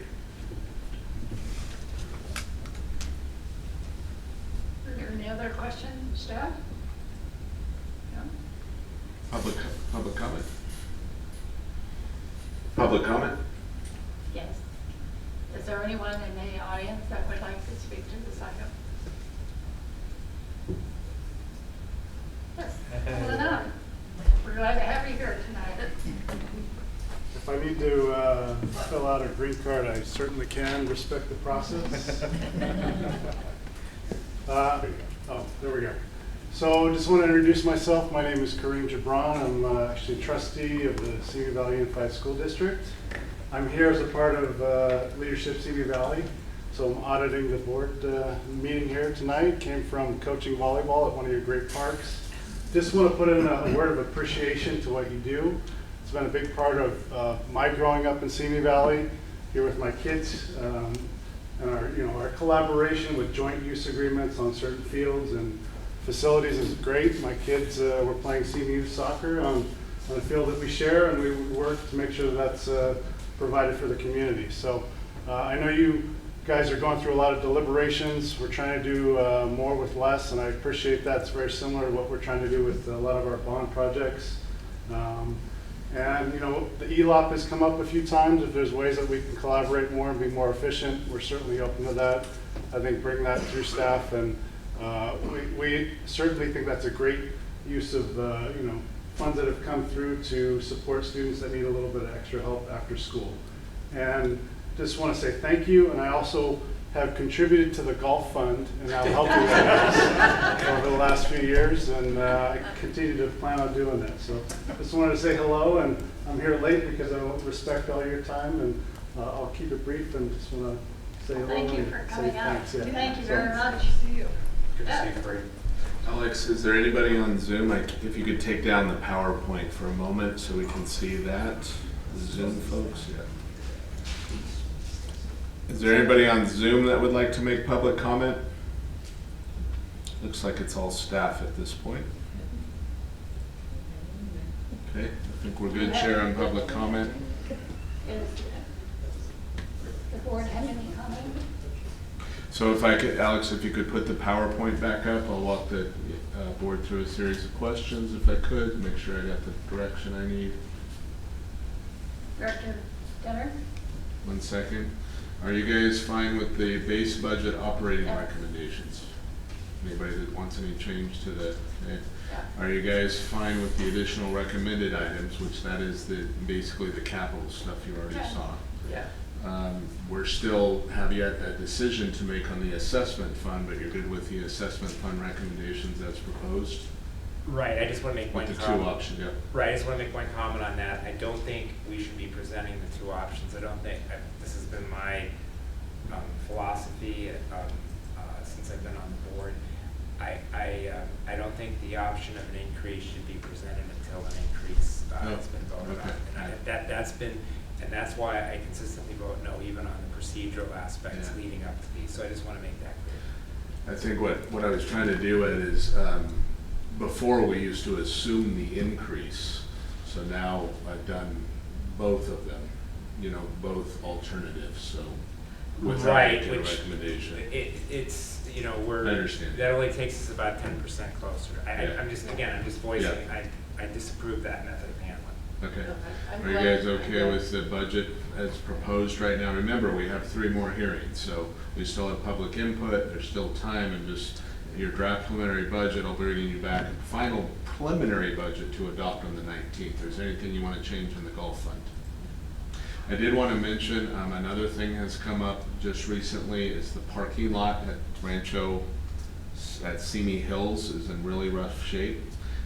So I noticed that myself after we put this budget together. I'm having the staff take a look at that parking lot because it's in rough shape. So that might be something I might bring up at a future budget meeting. And then finally, are there any additional items you guys want to consider or us to bring back, or any additional information relative to the operating budget? Does the board have any?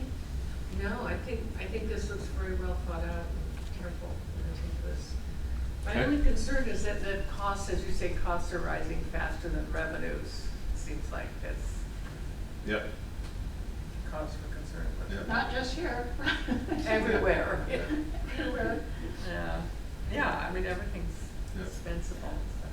Director Denner? Director Avila?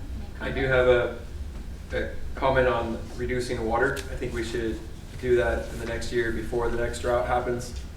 And I do understand the community likes beautiful green parks. I like, Josh, how you mentioned it. And Kate, it's more open space and it's more native plants. I don't want to reduce water on playing fields, that's obviously critical, but areas where you're just looking at it, it's a passive area that people are not using, you just look at, well, I think we should save that money now before we are forced to do it. I'll plan on bringing an item back during the year where we can take a look at our parks and get some direction from you guys on how we may want to go about doing that. And I'm fine with the recommendations. I would like to look at Fund 70. I saw you take notes on that. Yeah. And then I do like the way that's presented. I think it is an improvement because of Ed's feedback that we are open to a full discussion and debate every year on the assessment. It's not assumed. That said, I like the way it's presented because in my mind, you can't vote for all the spending and then later say, well, what are we going to do about the money? You kind of look at the two things at the same time, trading off back and forth. So I like that it's not presented as an assumption, but this is the budget meeting. We looked at the budget and then we'll debate the details to it later. But I like the way that you're presenting it right there. And then lastly, Dan, I'm forgetting the name for it. I apologize for that. But there's a revolving cash fund that we need to keep throughout the year. Yep. What was it? Is it a term for it?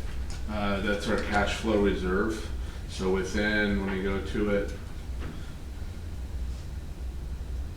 Ryan, within this number right here, see this 12, see it says designated reserve, that 12.7, and you see that 11.9. Within that is $7 million, just over $7 million for cash flow reserve. The reason we need that is because we only get property tax twice a year, and we need cash flow, otherwise we wouldn't have the cash in the general fund to do that because of the way our property tax flows. So we need to reserve money for cash flow to make sure that we still have the cash when we get into November and say April, right before we get those tax revenues. So. And how are we doing on that breakdown being fair between the different communities? Right now, Simi Valley the Simi Valley Reserve is shouldering the full burden of the cash flow reserve. So Oak Park has a separate general reserve. See how it's, but Oak Park is not contributing to the cash flow reserve, and they have the same cash flow issue that Simi does. The reason I mentioned that is my earlier suggestion about not figuring out every detail to it, but true cost accounting is currently the people at Simi Valley are subsidizing Oak Park so that they don't have to raise their assessment or cut spending, so that we could have the revolving cash fund funded out of Simi Valley. And maybe there's no way to account for every dollar everywhere, but that's an example of what I was talking about with true cost accounting. Okay. Yeah, also I want to make sure that we have this reserve account labeled in such a way that it doesn't attract Sacramento's attention in case they get kind of sticky fingers again like they've had in the past. Are these secret? Yes. Okay, all right. Is that all the comments? I think you're good. I have the direction. Here's your next steps in the budget process here at the end. June 5th will be a decision on the assessment. June 19th we'll bring back a final preliminary budget. Again, it's still preliminary with the changes as directed and the information. And then we've got a couple public hearings with the final. So there's quite a few opportunities here to have more discussion and make amendments as desired by board and provide directions. You That think we would could make conclude a the- formal request to the city to maybe move Brian Gaber's event to the 20th, 18th and the 20th? I don't know. I mean, We're going to be doing, right now we're doing it on June 19th at 7:30. I mean, we said we'd start at 7:30, but we have a lot to cover. We might want to, yeah, we might want to find a. Yeah, I mean, I don't have a problem. I'll ask Sue. She sent me the notice. I do in a few days after like the 20th through the 27th, I think. Anyway, it's worth a try. 20. Oh, Elaine, did you say, even if we start later, you were planning to stay for that event? Well, I mean, if we start at 7:30 and then we have a discussion on the activity center and other things, it could be pretty late. It was a really long meeting, late meeting. Do you have everything you need? I do, thank you. Okay. Then in any case, we will move on to written communication of note. Staff has none. Do any board members have? No. I have just one. There was two people that came to a city council meeting and they asked about a bicycle master plan. And I know the city has a process. They're going to have a request for a proposal. And I've heard a little bit about there would be a committee. And we probably were going to be a part of that, but I just wanted to direct staff to make sure we're a part of that. Between the Royal Greenway and all the other parts of our parks, if there's a bicycle master plan for Simi Valley, we should be a part of it. When you say me, you mean a board member or staff? I think it's going to be an ongoing committee, so I think my preference would be both. I think they're going to put together a committee that has like hearings with the school district was going to be a part of it, is what I heard. Okay. I think both inquire. would be appropriate. Okay. Any other comments? Reports by board members. Director Evelyn? No events. I'm going to be really brief. The only thing I do want to mention is Director Dennert and I did do some laps at Rancho Tapo Park. I said Santa Susana earlier. I think I meant Rancho Tapo Park, Lemon Park. And I just want to say I'm glad I was able to assist you in closing your rings, which I had no idea what the hell that meant until I Googled it after you told me that. So you're welcome. Director Dinner? I had a member of the community talk to us about Rancho Duck Pond and safety there. There's ongoing issues, and it could be a part of a longer conversation, but if it was my preference, park rangers don't need to patrol every place equally if they want to be more directed to places of need. So I appreciate that they patrol the whole area, but I'm not asking that they put in extra patrols, but maybe dial it back in some places where it's not calls for service and a place that's ongoing issues. Our staff's done a great job, it's not that, but there's just ongoing needs in that particular area. Teresa and I will review that and have a conversation with the ranger staff about their most effective use of their time where it's needed. Director Ray? Belated Happy Mother's Day to those who are mothers. In terms of actual board events, didn't attend any, but was in Sacramento last week with and had conversations with our elected officials at the state level.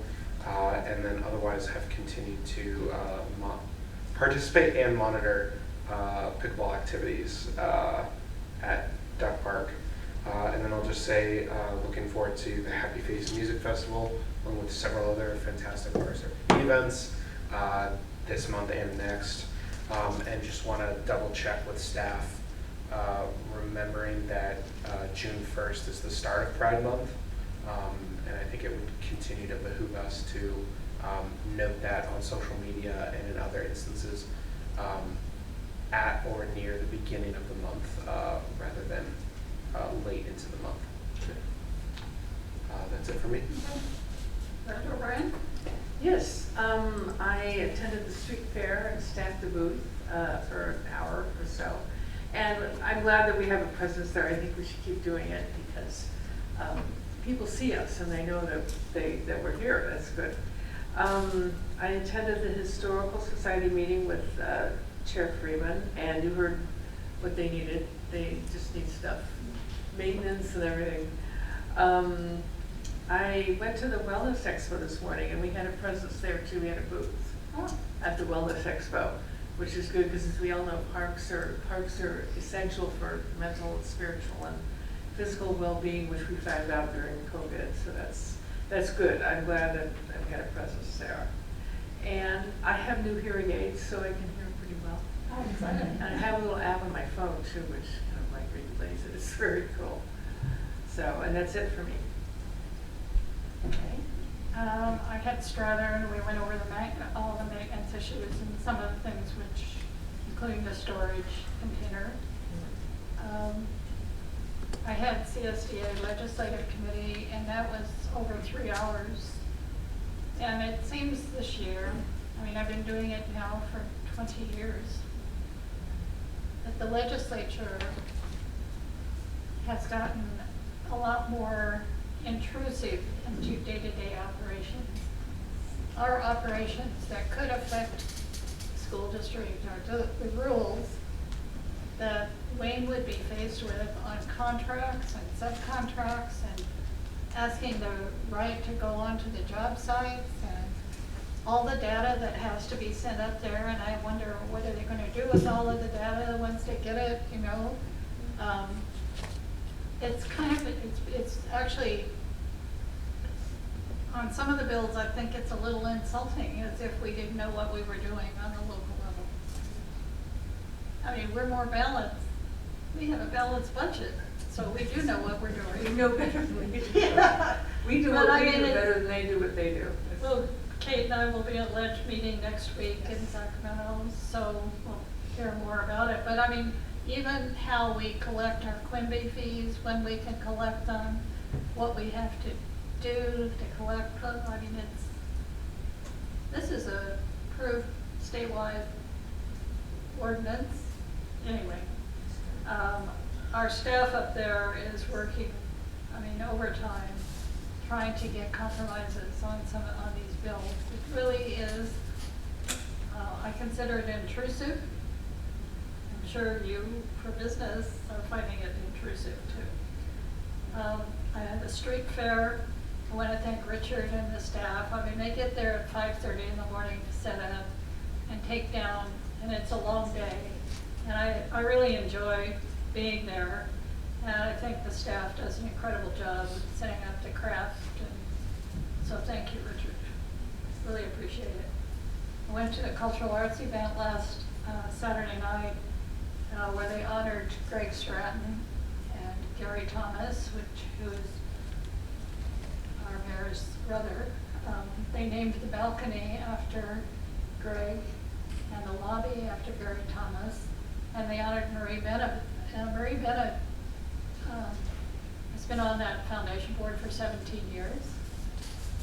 She's 94 years old. She's amazing. Yeah. And then Mr. P was honored as Educator of the Year. And Brian was kind enough to put up for auction presentation he'd give to Corbett. So it went out for a pretty good price. Anyway, it was great. Well, my former students won, I believe. Well, I thought it was really nice, but I wish there had been more people there, actually. I'd say it was only 80%. And I thought that, with all the people that were honored, I thought it would be sold out. But I would have gone if I'd known about it. Really? Somebody did. They should have publicized it more, perhaps. I have a couple other things. Okay. On the Wednesday's edition of the Star, some of you may have seen the Ventura County Transportation Commission making May Bicycle Month. And they are offering all kinds of classes on safety and bike repair and a lot of other things. And there is a map called Go Ventura Bikeways map. And I would like to see if we could get that available here, sent down. And when I read the article, all the classes are in Ventura. Ventura County Transportation Commission covers the whole county. I would like to see them offer some of those classes out here for kids and adults on bicycle safety, bicycle repair. So I don't know who from the city council is on Yeah, that. we can look into that. I know that Jeannie was, in celebration of the same month, was planning our own bicycle safety awareness month, but it would also make sense to have support from VCTC. But we were on the month and we were scheduling. As I understand it, we don't have very many people signed up for it, like maybe one, so we may not be going through with that, but we have our own event that we're doing. And But maybe Ventura County Transportation Commission. that is true. staff We can could come reach out to the them state and of the ask, county yeah. do And they, we can work with the city on that to see if they want to do Yeah. something in the East Just County. something that really struck me. Yeah. So I think that's it, and I will try and see if the city will change Brian Baker's event. That would be nice. That's it for me. I'm going to be quick and brief, just update the board on some items. Teresa and I met with an investment advisor. We have talked about this in the past with interest rates changing and that environment. It may behoove us to get an investment advisor. Usually if you have those type of folks, they can earn their own salary, earn their own pay, and then do a better investment approach for us where we get additional revenue from our holdings. So we did get 3 golf proposals. I'm going to be reaching out to schedule I think Ed and Elaine are going to be involved in that process. Kind of waiting for Ryan to get back. I think he's back this Friday or so for me to make sure we set that up appropriately to review the golf proposals. We had another mental health meeting with the county, which went great. In the collaboration with them, we'll be bringing that back to the board. I did take some of the stuff out for their staff to spend some time with them and thank them for all their hard work on the Little House on the Prairie event in the park. So the maintenance staff and the rec staff that were involved in that. We did have staff attend the State of the Schools, both sessions. They had a business session and also a parent session. So we did have staff attend both of those sessions. I mentioned the state budget. Continue to watch that and see what impacts that may have to us. And the senior games are scheduled, I think Sandy sent that out, just a reminder, the closing ceremony is on Thursday, May 23rd. Your next board meetings, Wednesday, June 5th, we're hoping to bring the equestrian operating agreement to you. The Birdie Bar contract extension, we're having negotiations aren't going great. We're going to bring that anyways, but we need to get some direction from the board on that item on June 5th. We have the assessment consideration scheduled for June 5th. We've got a call for our election for November, so usually you guys have to take an action by resolution to call for the election and consolidate with the county. We're expecting to do that June 5th. And then again, the ELOP contracts for the next school year are ready to go, and I think the school board is going to be considering them, and they will be brought to you on June 5th. Your June 19th meeting will be the preliminary budget. We're hoping to have a discussion about mental health potentially and our ideas on how we can enhance that. We'll have we got to notice public hearings for the budget.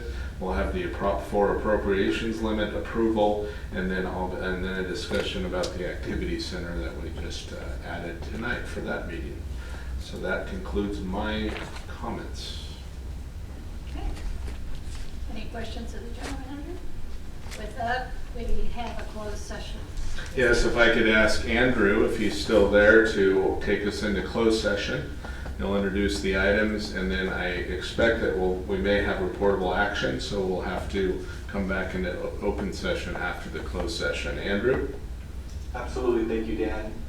This is Andrew Falso with the General Counsel's Office. So we are now moving into the closed session portion of tonight's meeting. There are a total of 5 closed session items that will be on tonight's agenda.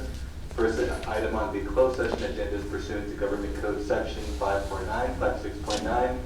Conference with legal counsel, existing litigation. This item is related to a claim filed by claimant Leo Francis. The next 3 items on the closed session agenda are all pursuant to Government Code Section 549.57.6, conference with labor negotiators between agency negotiator Dan Pernick, Director of Administration Teresa Pennington, and the following employee organizations: Middle Management Association, Rancho City Employees Association, and Maintenance and Grounds Association. Final item on the closed session agenda is pursuant to Government Code Section 549.57.6, conference with labor negotiator between the agency negotiator, District Manager Dan Pernick, and the following unrepresented employees: Director of Administration, the Director of Recreation, Director of Planning and Maintenance, Human Resource Coordinator, and Accountant. Following closed session, oral announcement of any reportable action by the board in closed session will be made. Thank you. All right, so we can go into closed session. Excellent, thank you. The board met in closed session on the items specified on tonight's agenda. The only reportable action taken during closed session is that the board accepted the claim as presented by Leo Francis. Other than this, there is no reportable action taken during tonight's closed session. Thank you, everyone. Okay, Elaine, you can. That's it. We'll adjourn the meeting.